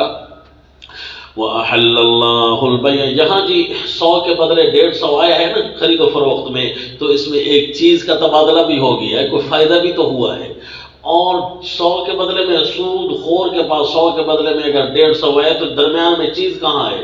چیز کا تو کوئی فائدہ نہیں ہے نا، الٹا اس بندے نے اپنے حقوق کو مار کر واپس کر دیا ہے، درمیان میں کوئی فائدہ تو مزید نہیں لیا نا. آؤ جی. وَأَحَلَّ اللَّهُ الْبَيْعَ وَحَرَّمَ الرِّبَا فَمَنْ جَاءَهُ مَوْعِظَةٌ مِّن رَّبِّهِ فَانْتَهَىٰ، اور جس بندے کو پہنچی ہے نصیحت اپنے رب کی طرف سے، فَانْتَهَىٰ، اور وہ باز آ گیا، فَلَهُ مَا سَلَفَ، اس کے واسطے ہے وہی چیز جو پہلے ہو چکی ہے. یعنی نصیحت کے بعد اگر روک گیا ہے تو اس کے لیے ہے جو پہلے ہو چکا، وہ اس کے لیے معاف ہو گیا، یعنی اس حکم کے نازل ہونے سے پہلے. ورنہ تو اگر اس کے پاس ابھی موجود ہے لوگوں کا لین دین تو وہ ان کو واپس کرے. وَأَمْرُهُ إِلَى اللَّهِ، اور اس کا معاملہ اللہ کے حوالے ہے. کیوں جی؟ ابھی تک دین کا مسئلہ نازل ہی نہیں ہوا تھا نا، تو اس لیے ظلم کے اندر مبتلا تھا، تو اب سود کا لین دین اس کا ختم ہو چکا ہے، اب تو اس نے چھوڑ چھاڑ دیا تھا اور اب مسئلہ نازل ہو رہا ہے، تو چلو پچھلا معاف ہے. مسئلہ نازل ہونے کے بعد من عاد، جو پھر کوئی کرے، فاولئک اصحاب النار، تو وہی لوگ ہیں دوزخ والے، ہم فیہا خالدون، اس میں رہیں گے ہمیشہ. اللہ یعوذ باللہ، یہ سود خورے کے بارے میں پہلی دفعہ فرمایا ہے کہ وہ جہنم میں رہیں گے ہمیشہ. حالانکہ یہ مشرک اور کافر کے بارے میں یہ آیت آیا کرتی ہے. وجہ یہ ہے کہ سود خورا اتنا بڑا مجرم ہے، اتنا بڑا مجرم ہے جس طرح کہ مشرک اور کافر مجرم ہے. اب ہم اس آیت کو ہلا نہیں سکتے بھائی، تعویل نہیں کر سکتے کہ سود خورا جو ہے وہ ہمیشہ ہمیشہ جہنم میں نہیں جائے گا، فلاں فلاں جہنم میں جائے گا. ہم کیا کریں گے؟ کیونکہ سود خورا جب وہ سود کو لے رہا ہوتا ہے نا، یہ پتہ ہوتا ہے کہ اللہ نے حرام کیا اور یہ پتہ ہے کہ یہ اللہ اور اس کے رسول کے ساتھ جنگ ہے، تو یہ عمل کرنا کیا کفر سے اس کو بچا لیتا ہے. وہ سنبھالتا ہے کہ ہاں جی میں اللہ اور اس کے رسول کو مارنے کا میرا پروگرام ہے، نعوذ باللہ. تو یہ کہنا بھی کیا کفر ہے کہ نہیں ہے؟ تو یوں سمجھیے کہ سود خورا وہی کافر ہے. سود خورا سود کھانے سے کیا کافر ہو جائے گا کہ نہیں، یہ ایک الگ بات ہے.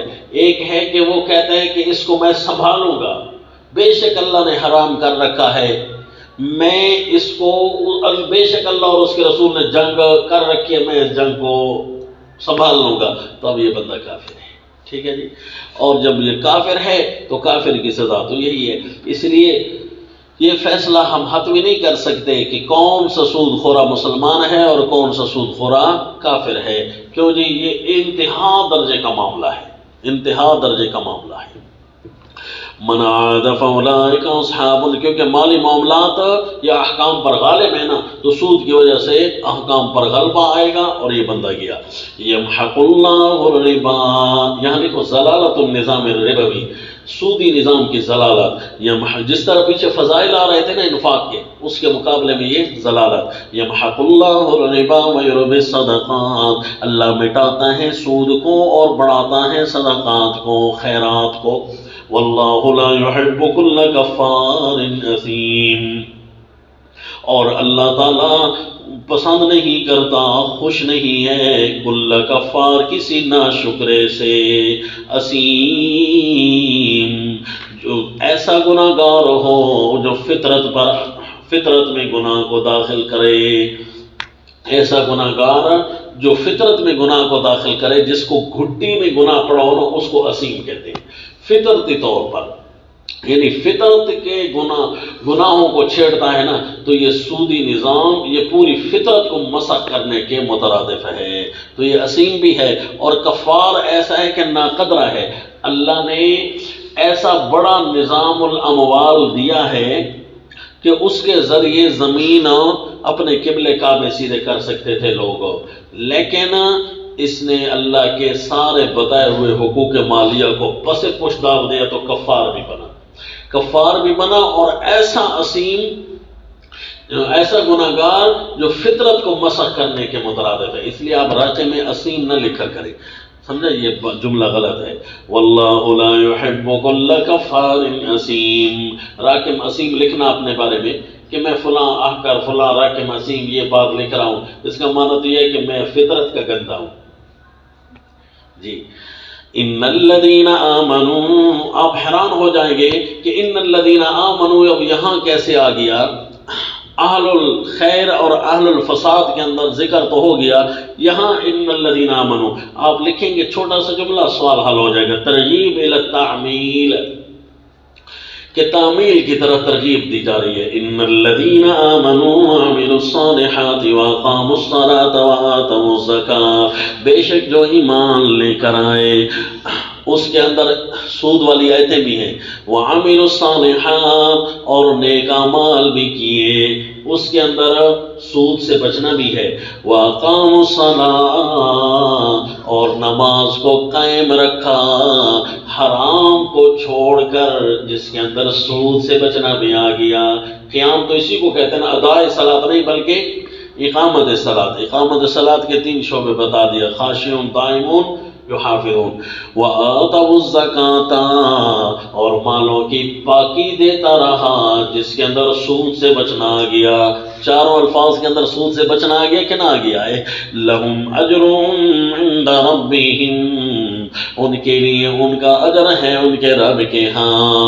دیکھا جی، ان سارے اعمال کا کتنا بدلہ ہوگا، ان سارے اعمال کے بدلے کا پتہ اللہ نے نہیں دیا، انتہا نہیں دی۔ لہم اجرم، اسی طرح خرچ کرنے والے کا اجر کا پتہ بھی نہیں دیا۔ ولا خوف علیہم ولا هم يحزنون، یہ پورے دین فطرت کیا اصل میں تو بدلہ ہے نا، پورے دین فطرت پر چلنے کا بدلہ۔ لہم اجرہم عند ربہم، آپ حیران ہو جائیں گے کہ فرمائے ما یاتینکم منی ھدی فمن تبع ھدای فلا خوف علیہم ولا هم يحزنون، یہ انعام دین فطرت پر چلنے کا ہے، اور پھر یہ انعام جن جن اعمال کے بعد آ رہا ہو نا، نقطہ یاد رکھنا، تو اس کا مطلب یہ ہے ان اعمال کا درجہ مکمل دین فطرت پر عمل کرنے کا درجہ ہے۔ مثلا سود سے بچنے کا بھی یہی انعام ہے، فی سبیل اللہ میں مال خرچ کرنے کا بھی یہی انعام ہے، اور پورے دین پر چلنے کا بھی یہی انعام ہے۔ اس کا مطلب ہے سود سے بچنا پورے نظام ربویہ کو مٹانا ہے اور نظام اسلام کو مال میں لاگو کرنا ہے۔ حقوق الاموال پورے ہو جاتے ہیں۔ اس لیے تو پورے دین اسلام پر عمل کرنے کا انعام ملے گا۔ اسی طرح جو اللہ کی راہ میں خرچ کرتا ہے وہ گویا پورے معاشرے کی خوبصورت تشکیل کر رہا ہے، اس کو وہی بدلہ ملے گا جو پورے دین اسلام پر عمل کرنے کا بدلہ ہے۔ بعض علماء نے مانا کیا کیا فولائک اصحاب النار بوجہ گناہوں نے اس فعل کے، ہم فیہا خالدون بوجہ کفر ہونے اس کے قول کے۔ میں نے کہا ہے نا جی کہ جو بھی اصطلاح ہم قائم کریں گے نا وہ اس کے ایک فرد تو بنتا ہے، تصویر تو بنتی ہے، تفسیر نہیں بنتی۔ جس طرح اللہ نے بات پوری کی ہے ہم تعویل کر کے اس کو ہٹا نہیں سکتے، اس لیے ہم کہہ رہے ہیں کہ سود خوری کے بارے میں کیا فیصلہ ہے۔ قرآن نے تو یہی فیصلہ کیا ہے کہ من عاد فاولئک اصحاب النار هم فیہا خالدون۔ اب اس کو کافر بنا کر قرآن اس کو جہنم میں ڈال رہا ہے ہمیشہ ہمیشہ کے لیے، ظاہر تو اسی طرح کافر بنا کر۔ کیوں جی؟ اس کی پھر تعویل یہی سمجھ آئی کہ اس نے اللہ اور اس کے رسول کے خلاف مورچہ سنبھالنے کو قبول کر لیا ہے، بس اس لیے تعویل سے پاک کر کے اللہ کی بات کو مکمل طور پر ہم لینا چاہ رہے ہیں۔ اور ویسے ایک دفعہ سود کھانے والا وہ کیا اس آیت میں شامل ہو جائے گا کہ نہیں؟ تو ظاہر ہے اس نے باقی جتنے بھی اپنے ایام تھے نا ان ساروں کے اندر سود سے نفرت کا اظہار کیا ہے، اور ایک دن کھا بیٹھا ہے، تو یہ تو سمجھ آ رہی ہے کہ یہ عادت ہوا ہے لیکن مکمل عادی نہیں ہوا، مکمل لوٹنے والا نہیں ہے۔ یہ آدھا کے افراد میں سے ایک فرد جو آدھا کس کو؟ جو مکمل لوٹ آیا۔ تو مکمل لوٹ آنا کس طرح ہوتا ہے جی؟ کہ اللہ اور اس کے رسول کے خلاف اس نے مورچہ بھی سنبھالا ہے، تو چونکہ اس کا اتنا بڑا گناہ ہے، اتنا بڑا گناہ ہے، ماں سے بھی 100 بار سے زیادہ بدکاری کے مقابلے سے بھی زیادہ گناہ ہے، تو اس کے اندر ہم ڈر گئے۔ تعویل ہم سے نہیں ہوتی کہ سود خور جو باقاعدہ نظام سنبھال رہا ہے کیا وہ مسلمان رہتا بھی ہے کہ نہیں ہے۔ اس کے اسلام پر اتفاق نہیں ہے اہل سنت کا۔ جس طرح کہ نماز چھوڑنا اتنا اہم معاملہ ہے، اس کے ایمان پر اہل سنت کا اتفاق نہیں ہے۔ بعض حنفیہ تعویل فرماتے ہیں کہ یہ چونکہ عملی اعتبار سے کافر ہے، اعتقادی اعتبار سے کافر نہیں ہے، اس لیے شاید یہ کافر نہ ہو، تو وہ بھی علی سبیل الاحتمال انہوں نے کہا ہے۔ کیا ہوتا ہے علی سبیل الاحتمال؟ ورنہ یقین کسی کو نہیں ہے کہ سود خورا ہو یا نماز جیسے امور کو چھوڑنے والا ہو کیا یہ مسلمان ہے۔ اس کے اسلام پر اتفاق نہیں ہے، اس کے اسلام پر اتفاق نہیں، ہم جرأت نہیں کر سکتے اس کو، جتنے الفاظ کتاب اللہ کے ہیں نا جی اتنے کوئی ہم لینا چاہتے ہیں۔ تو یہ اصول فقہ کو بڑا سمجھ کر پڑھنا چاہیے، سمجھے جی۔ حنفیہ کا جو فرمان ہے اس کے مطابق صحیح طریقے سے آپ اس کی تشریح و تعبیر کریں گے کہ وہ کیا فرمانا چاہتے ہیں کہ ہم اس کو کافر اگرچہ نہیں کہہ رہے کیونکہ ہمارے پاس دلائل پورے نہیں ہیں، لیکن یہ ہے کہ باقی اہل سنت کو ہم غلط تو نہیں کہتے جو اس کو کافر کہہ رہے ہیں، تو لہذا ہم اس کے اسلام پر یہی جواب دیں گے کہ اہل سنت کا اتفاق نہیں ہے، بس۔ تو سود یہ کوئی چھوٹے گناہوں میں سے نہیں ہے، یہ اس نے پورے نظام کو معطل کیا ہے۔ اسی لیے تو سود کے بارے میں، سود سے بچنے کے بارے میں وہ انعام دیا جو پورے اسلام پر عمل کرنے کا انعام ہے۔ کون سا؟ یہ آپ نے سامنے دیکھ لیا، لہم اجرہم عند ربہم ولا خوف علیہم ولا هم يحزنون یا ایھا الذین آمنوا اتقوا اللہ وذروا ما بقی من الربا ان کنتم مؤمنین۔ اب یہاں پر دو تنبیہ آئیں گی جی، یہ اس تاکید کے اندر یا ایھا الذین آمنوا کے لفظ سے دو دفعہ تائید ہے، دو دفعہ تنبیہ آئے گی۔ پہلی تنبیہ اول لاماطۃ الربا، سود کو مارنے کے لیے پہلی تنبیہ، یا ایھا الذین آمنوا، اے ایمان والو اللہ سے ڈرو، وذروا ما بقی من الربا ان کنتم مؤمنین، اور چھوڑ دو جو باقی رہ گیا ہے سود، بس جو سود باقی رہ گیا ہے اس کو تم نے آج سے چھوڑ دینا ہے، کیونکہ آج سود کے حرام ہونے کی سود کے نہیں آ چکی ہے، سود کے حرام ہونے کا حکم آ چکا ہے۔ اور آگے لفظ دیکھنا جو بھی کہہ رہا تھا، ان کنتم مؤمنین، اگر تم مومن ہو تو یہ کام نہ کرنا۔ دیکھا اللہ نے سود کو ایمان کے ساتھ متعلق کر دیا ہے کہ دیکھو اگر تم مومن نہیں ہونا چاہتے تو پھر سود کھاؤ۔ اس کا مطلب ہے معاملہ کوئی چھوٹا نہیں ہے، معاملہ بہت بڑا ہے۔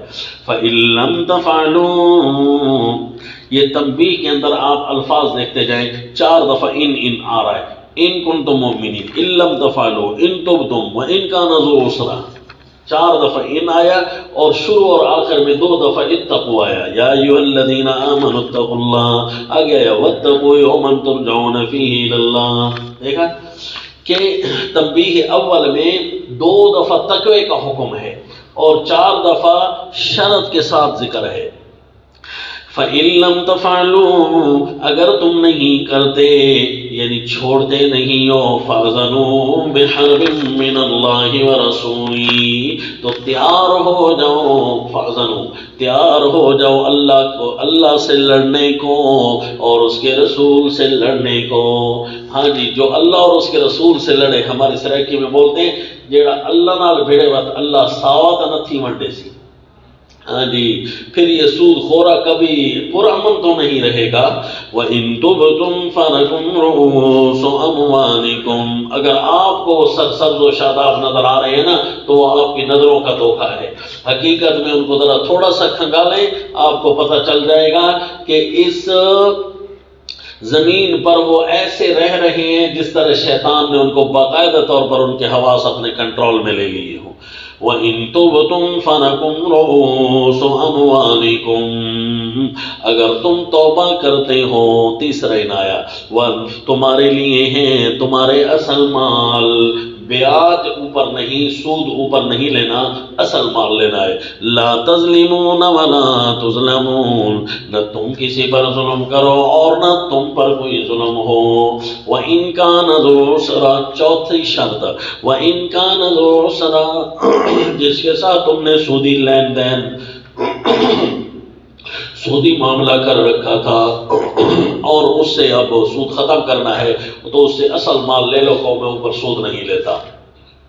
اگر وہ تنگ دست ہے تو پھر اس سے اصل بھی لینے لگو تو تھوڑا اس کو مہلت دو۔ فَنَظِرَةٌ إِلَىٰ مَيْسَرَةٍ، تو مہلت دینی چاہیے کسائش ہونے تک، یعنی فراخی ہونے تک۔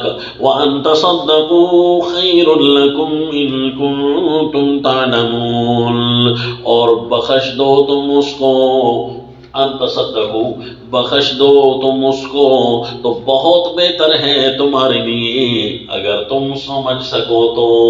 اگر تم سمجھ سکو تو کیا سمجھ سکو کہ ابھی صدقہ کی باتیں ہم نے سمجھا تو دی ہیں، اگر سمجھ سکو نا تو تمہارے حق میں بہت بہتر ہے۔ وَاتَّقُوا يَوْمًا تُرْجَعُونَ فِيهِ إِلَى اللَّهِ، پہلے تھا اللہ کی نافرمانی سے بچو، اب یہ ہے کہ بچ جاؤ اس دن کے عذاب سے۔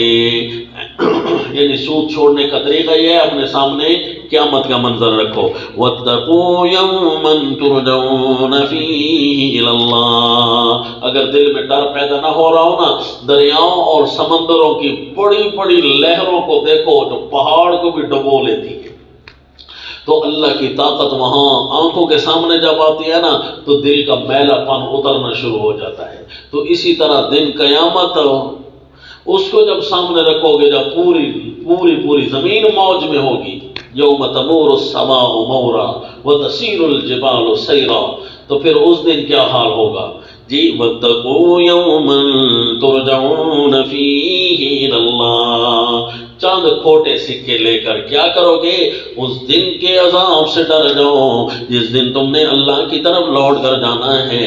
ثم توفی کل نفس ما کسبت وہم لا یظلمون، پھر پورا دیا جائے گا ہر شخص کو جو کچھ اس نے کمایا اور اس پر ظلم نہیں ہوگا۔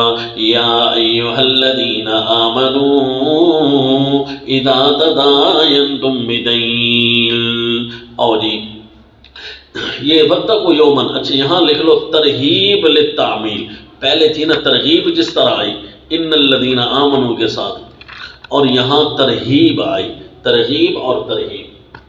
ترغیب للتعمیل، یعنی اگر تعمیل کرنی ہے نا، پہلے تو ترغیب دے دی اور پھر ترغیب دے دی، ڈرا دیا کہ دیکھنا یہ کام کرو۔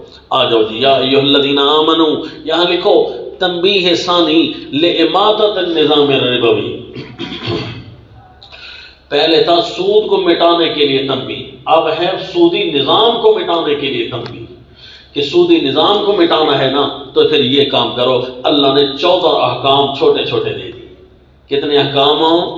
14 احکام۔ اور پوری سورت کے کل کتنے پیچھے احکام گزر چکے تھے؟ 14 قسم کے احکام گزر چکے تھے۔ اب یہ 14 امر کے صیغے آئیں گے، ایک ایک کر کے گنتے جانا جی۔ یا ایھا الذین آمنوا، اپنے معاملات میں سودی بدبو سے بچنا ہے نا تو یہ 14 کام ہیں جی۔ یا ایھا الذین آمنوا اذا تداینتم بدین، اے ایمان والو جب تم آپس میں کوئی بھی معاملہ کرو، بدین ادھار کا، الی اجل مسمى، کسی وقت مقرر تک کوئی بھی ادھار کا معاملہ کرنا ہو، پہلا امر لکھتے ہو جی، فاکتبوہ، ایک اس کو لکھ لیا کرو تاکہ زیادتی کسی پر لازم نہ آئے، کہیں سے سود داخل نہ ہو جائے۔ وَلِيَكْتُبْ بَيْنَكُمْ كَاتِبٌ بِالْعَدْلِ، اور چاہیے کہ یہ تاکید ہے پچھلے حکم کی، اور چاہیے کہ لکھ دے تمہارے درمیان کوئی لکھنے والا انصاف کے ساتھ۔ جب کوئی حکم سے نیا چیز مستفاد ہو رہی ہو نا، اس کو تو امر بنایا جاتا ہے، اور جب کوئی نئی چیز مستفاد نہ ہو رہی ہو بلکہ پچھلی چیز کی تاکید ہو رہی ہو تو اس کو تاکید ہی کہتے ہیں، تو یہ تاکید ہے جی۔ وَلَا يَأْبَ كَاتِبٌ أَن يَكْتُبَ كَمَا عَلَّمَهُ اللَّهُ فَلْيَكْتُبْ، یہ امر نمبر 2 ہے۔ اور انکار نہ کرے کوئی لکھنے والا لکھنے سے، جیسا کہ سکھایا ہے اس کو اللہ نے، تو اب اسے چاہیے کہ لکھ دے۔ یہ امر ہے کہ یعنی کوئی لکھنے والا یہ اتنا مجبور دوسروں کو نہ کرے کہ لوگ سودی نظام سے نکل ہی نہ سکیں، نکالنے کے لیے ضروری ہے لکھنے والا ان کو، عرض نویس ہے، کوئی نویس لکھنے والا ہے تو اس کو لکھ دے۔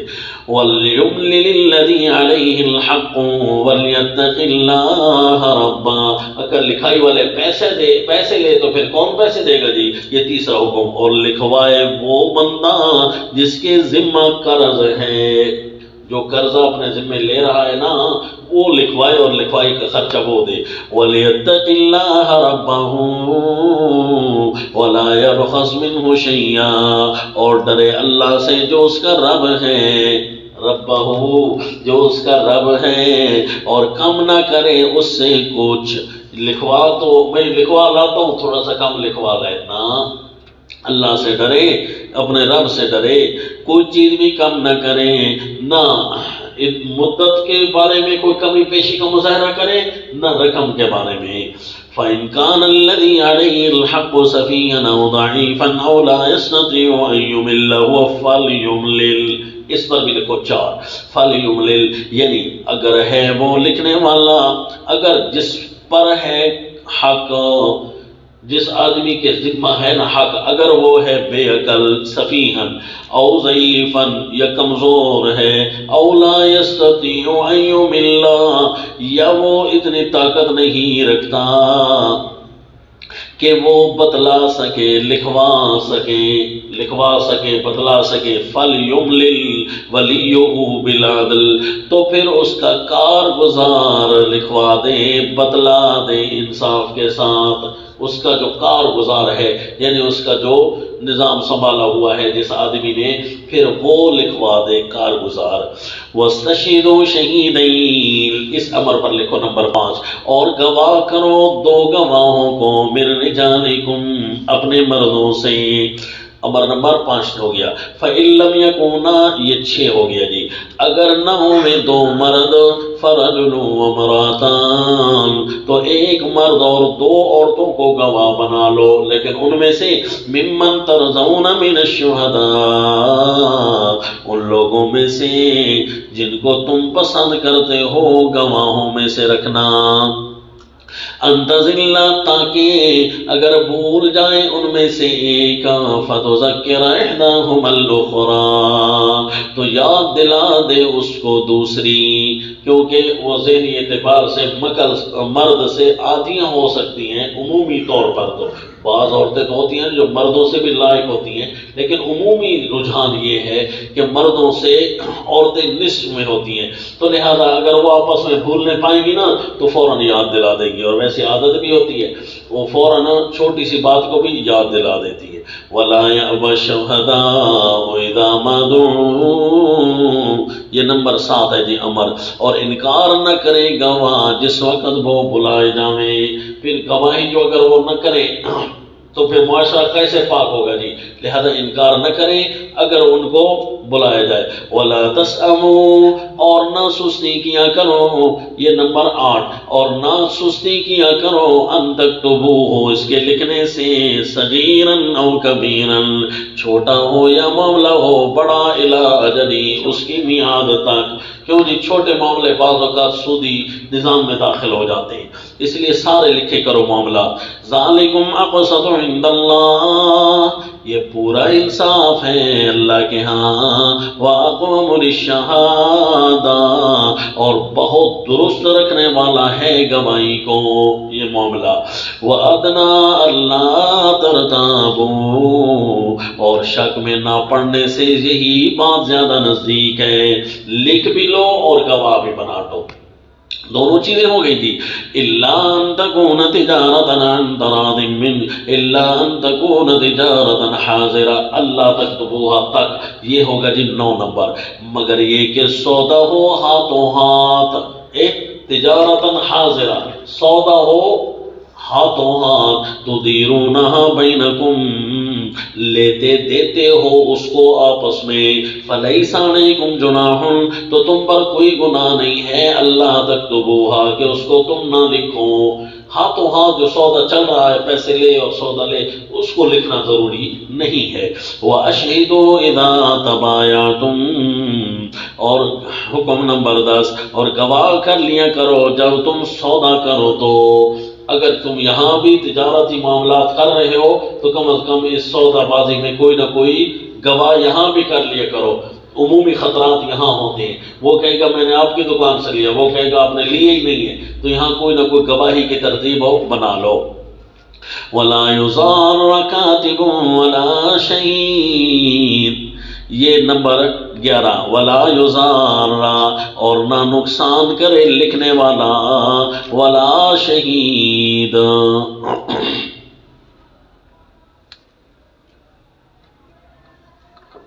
اور نہ گواہ۔ وَإِن تَفْعَلُوا فَإِنَّهُ فُسُوقٌ بِكُمْ، اگر ایسا کرو تو یہ گناہ کی بات ہے۔ یہ جی لا یضار، میں نے آپ کو عرض کیا یہ 11 نمبر ہے، اگر اس کو تاکید بناتے ہیں تو ممن ترضون من الشہداء، پھر یہ 11 نمبر بنے گا، واللہ اعلم، دونوں باتیں صحیح ہیں، وہ تاکید ہے تو یہ 11واں نمبر ہے، تو 11 تو ہو گئے نا۔ آگے دیکھیں جی، وَإِن تَفْعَلُوا فَإِنَّهُ فُسُوقٌ بِكُمْ، اگر تم ایسا کرو گے تو یہ گناہ کی بات ہے تمہارے اندر۔ وَاتَّقُوا اللَّهَ، 3 تاکیدیں جی، 4 تاکیدیں، ان تفعلوا 1، وَاتَّقُوا اللَّهَ، اور ڈرتے رہو اللہ سے، وَيُعَلِّمُكُمُ اللَّهُ، اللہ تمہیں سکھلاتا ہے، اور اللہ کی سیکھ کو تم قبول کر لیا کرو۔ وَاللَّهُ بِكُلِّ شَيْءٍ عَلِيمٌ، اللہ ہر ایک چیز کو جانتا ہے اور اس کے انجام کو جانتا ہے، ہر چیز کو اس کے انجام سمیت جانتا ہے، اور تم ہر چیز کو اس کے انجام سمیت نہیں جانتے ہو۔ وَإِن كُنتُمْ عَلَى سَفَرٍ وَلَمْ تَجِدُوا كَاتِبًا، اگر تم سفر میں ہو اور نہ پاؤ کوئی لکھنے والا، فَرِحَانٌ مَقْبُوضًا، 12 امر نمبر 12، تو فَرِحَانٌ مَقْبُوضًا، تو گروی ہے ہاتھ میں رکھنی چاہیے، گروی ہاتھ میں رکھنی چاہیے، فَرِحَانٌ مَقْبُوضًا، تو پھر امانت ہاتھ میں رکھنی چاہیے۔ اگر کوئی وہاں لکھنے والا نہیں ہے تو پھر یوں سمجھو کہ یہ امانت ہے جو پکڑی ہوئی ہے میں نے، مقبوضہ۔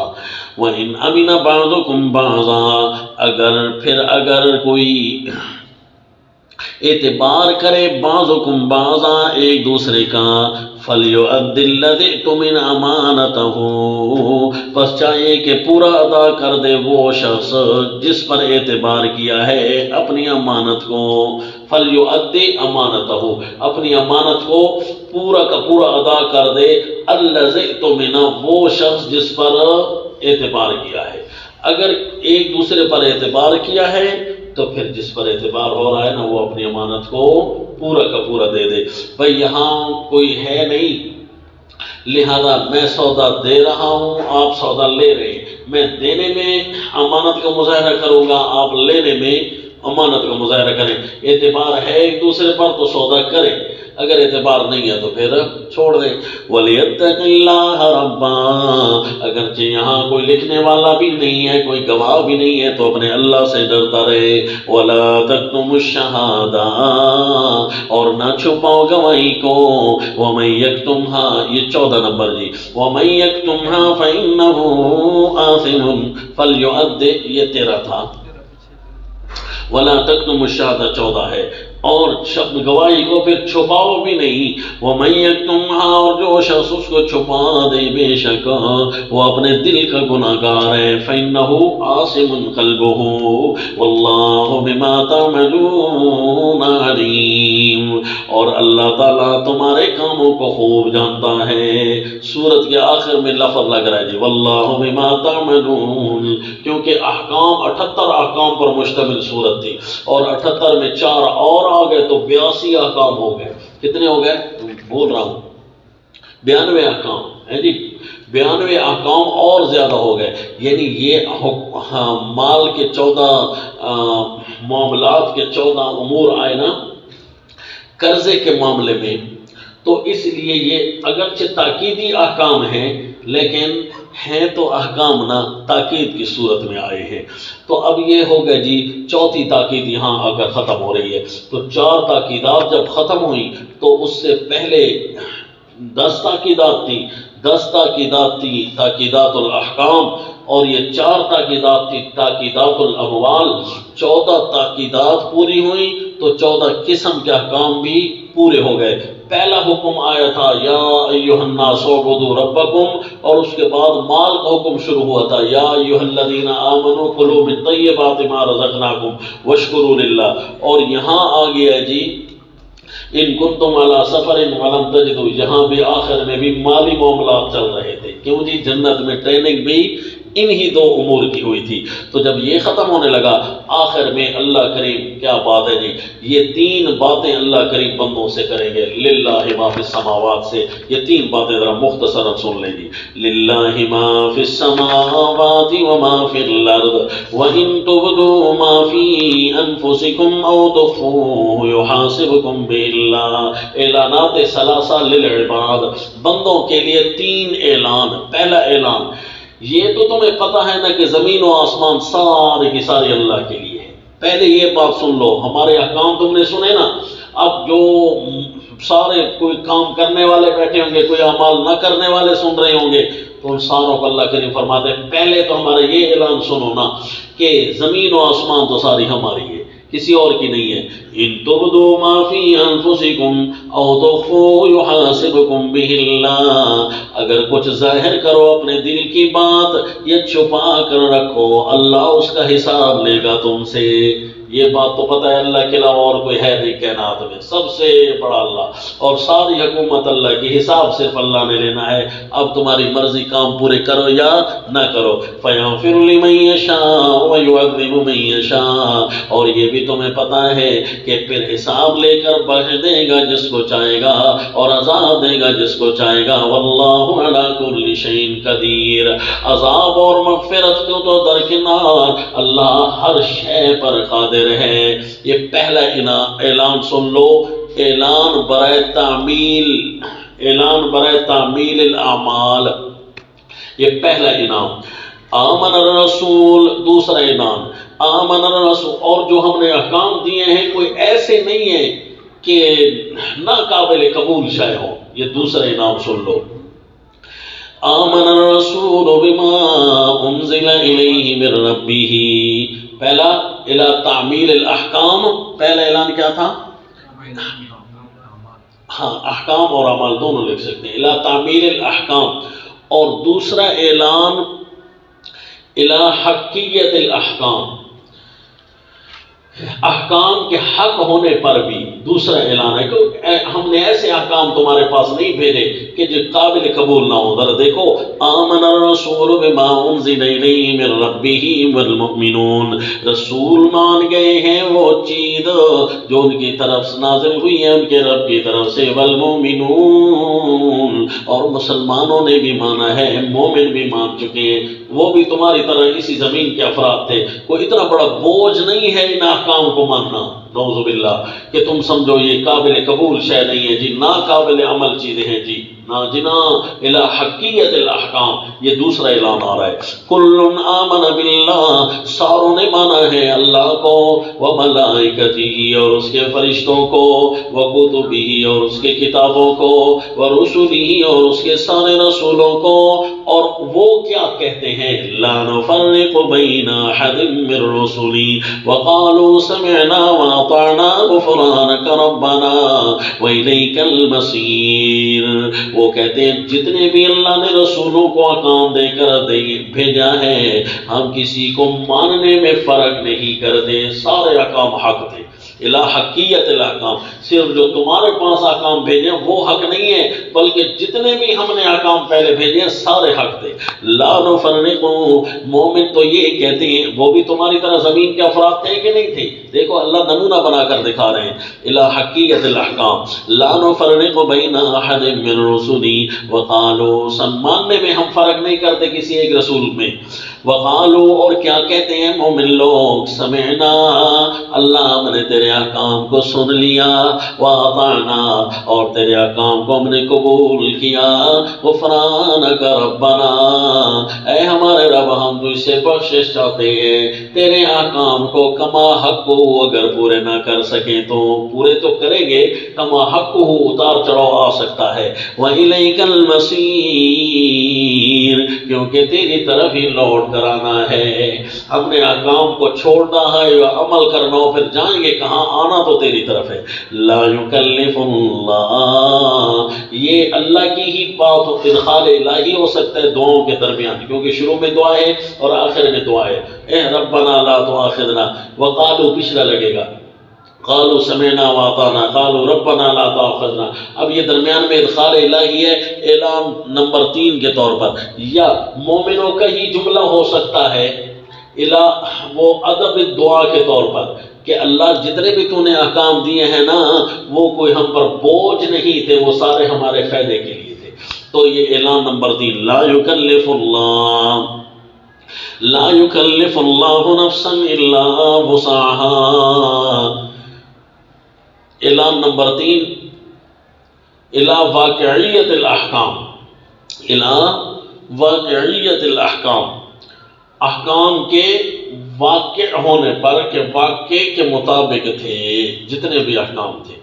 لا یکلف اللہ نفسا الا وسعها، اور اللہ کسی کو تکلیف نہیں دیتا مگر اس کی گنجائش کے مطابق.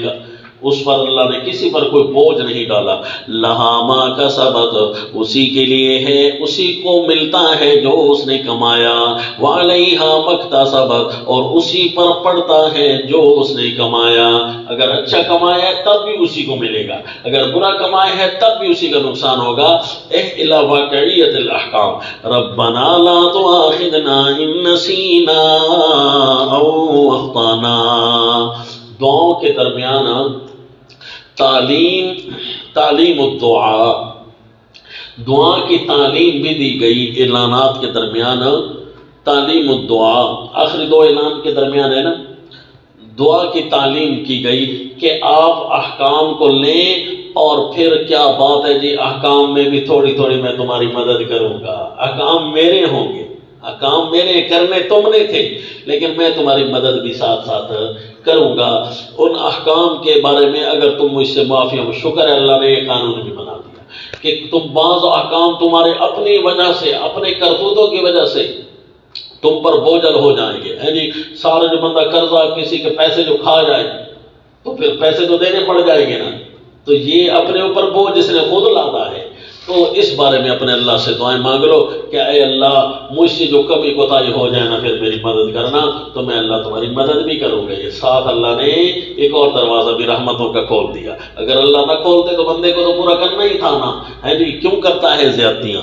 ربنا لا تؤاخذنا ان نسینا او اخطانا، اے رب ہمیں نہ پکڑنا اگر ہم بھول جائیں، او اخطانا یا چوک جائیں، بھولنے میں اور چوکنے میں۔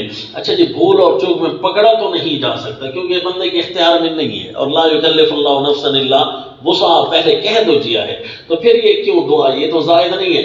نہیں بھائی نہیں، ایک ہے بھولنا اور چوکنا ایک ایسی جگہ پر پہنچ کر کہ جہاں پہنچنا ٹھیک نہیں تھا، جو پہلے سے پہنچنا ہی ٹھیک نہیں تھا، یہاں نہ آتے تو نہ بھولتے اور نہ چوکتے، ہے نہیں؟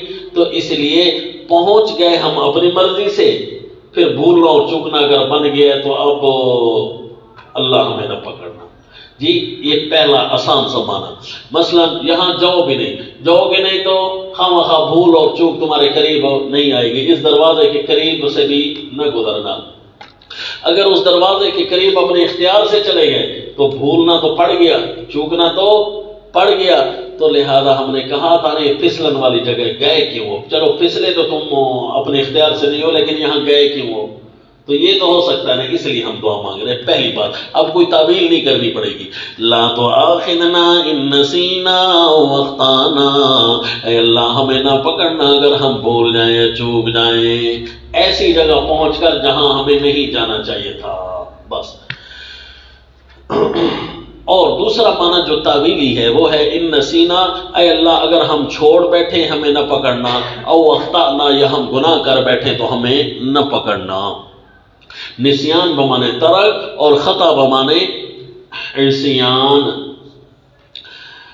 ربنا ولا تحمل علينا إصرا كما حملته على الذين من قبلنا، اے رب ہمارے اور یہ بھی ہماری دعا قبول کر لے کہ ہم پر نہ رکھنا بوجھ بھاری، اسرن بوجھ بھاری، کما حملته على الذين من قبلنا، جیسا کہ رکھا ہے تو نے ہم سے پہلے لوگوں پر۔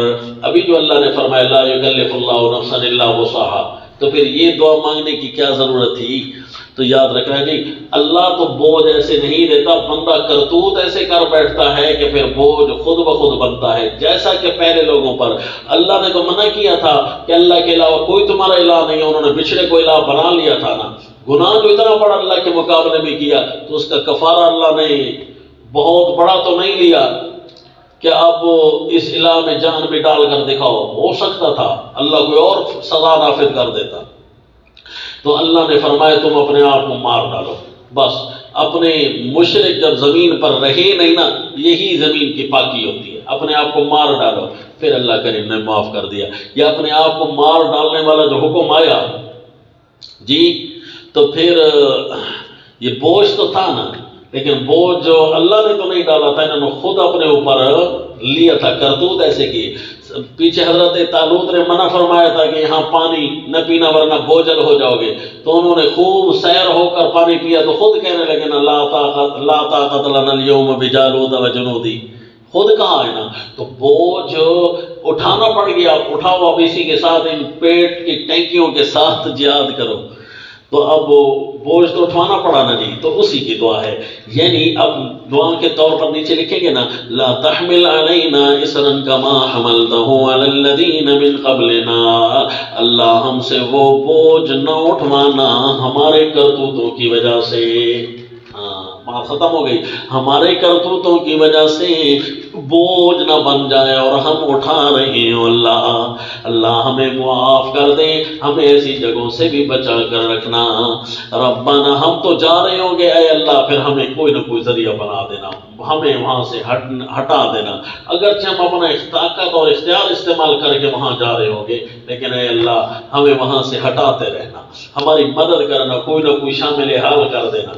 ربنا ولا تحملنا ما لا طاقت لنا به، نہ ہم پر بوجھ رکھنا، نہ ہم پر بوجھ اٹھوانا، لا تحملنا نہ ہم پر بوجھ اٹھوانا اے ہمارے رب۔ اللہ نے رکھا تو صحیح بنی اسرائیل پر، کہ اپنے آپ کو قتل کرو، لیکن اللہ نے پھر بوجھ اٹھوایا نہیں ہے۔ وہ الگ امتحان ہوتا ہے، بوجھ کا رکھ دینا اور پھر بوجھ کو اٹھوانا الگ امتحان ہوتا ہے۔ اللہ یہ دونوں کام ہم سے نہیں ہونے پائیں گے۔ ربنا ولا تحملنا ما لا طاقت لنا به، اے اللہ ہم سے نہ اٹھوانا وہ بوجھ جس کو ہمارے یہاں طاقت نہیں ہے۔ واعف عنا، اے اللہ ہم سے مٹا ڈالنا ہماری کمیاں۔ واغفر لنا، اے اللہ کوئی گناہ کر بیٹھے ہمیں بخش دینا۔ ورحمنا، اللہ ہم پر خصوصی رحمتیں کرنا۔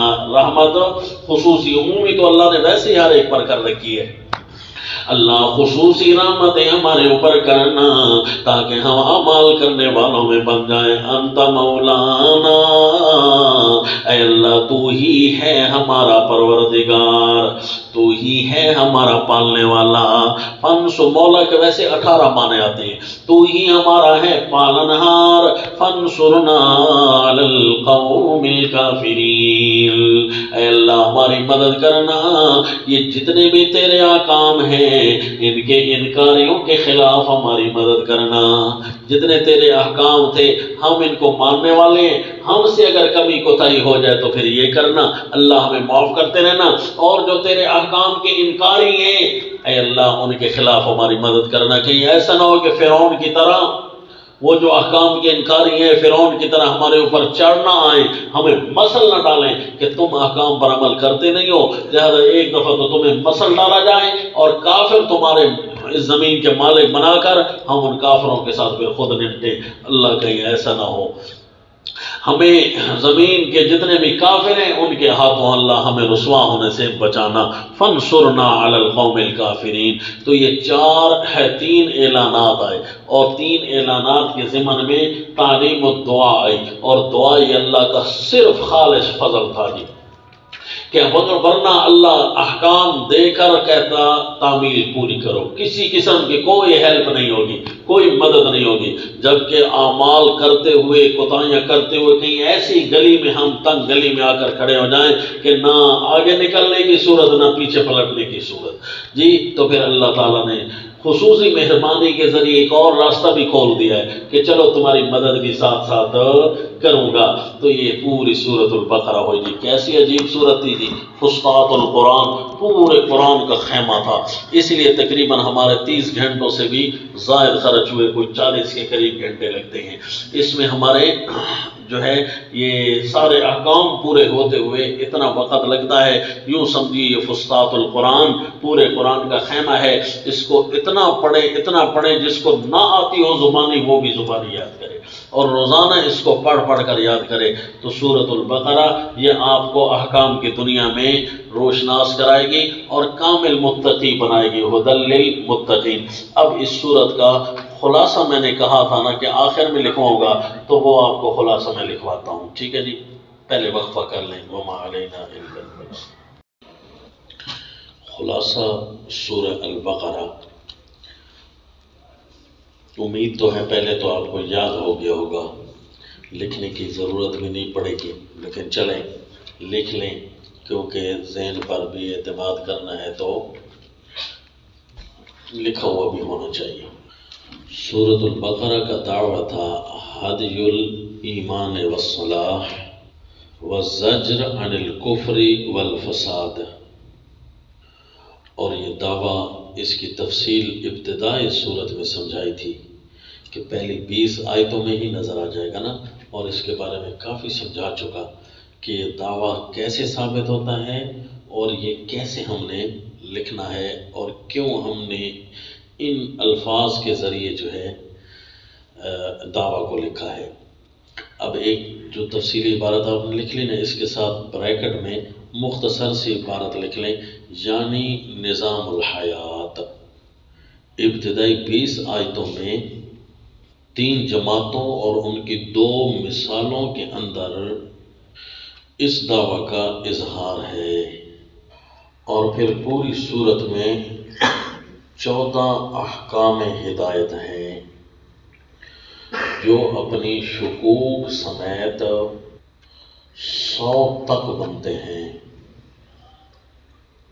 جن کی تفصیل یہ ہے مختصراً، جن کی ترتیب یہ ہے مختصراً کہ آیت نمبر 21 میں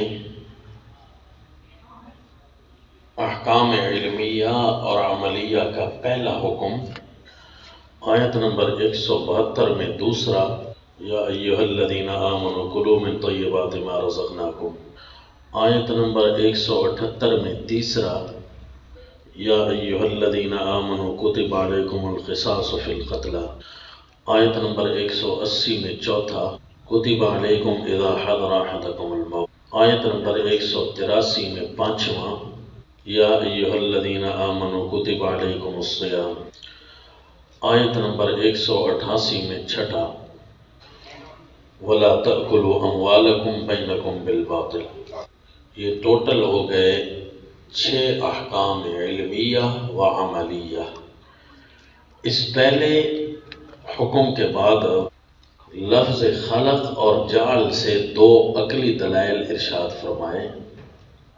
خلقکم جعل لکم آیت ہے نا، پھر آیت نمبر 26 ان اللہ لا یستحی، اور آیت نمبر 28 کیف تکفرون باللہ، 2 شبہات کا تفصیلی جواب دیا۔ پہلا شبہ دعویٰ پر تھا اور دوسرا شبہ پہلے حکم پر تھا۔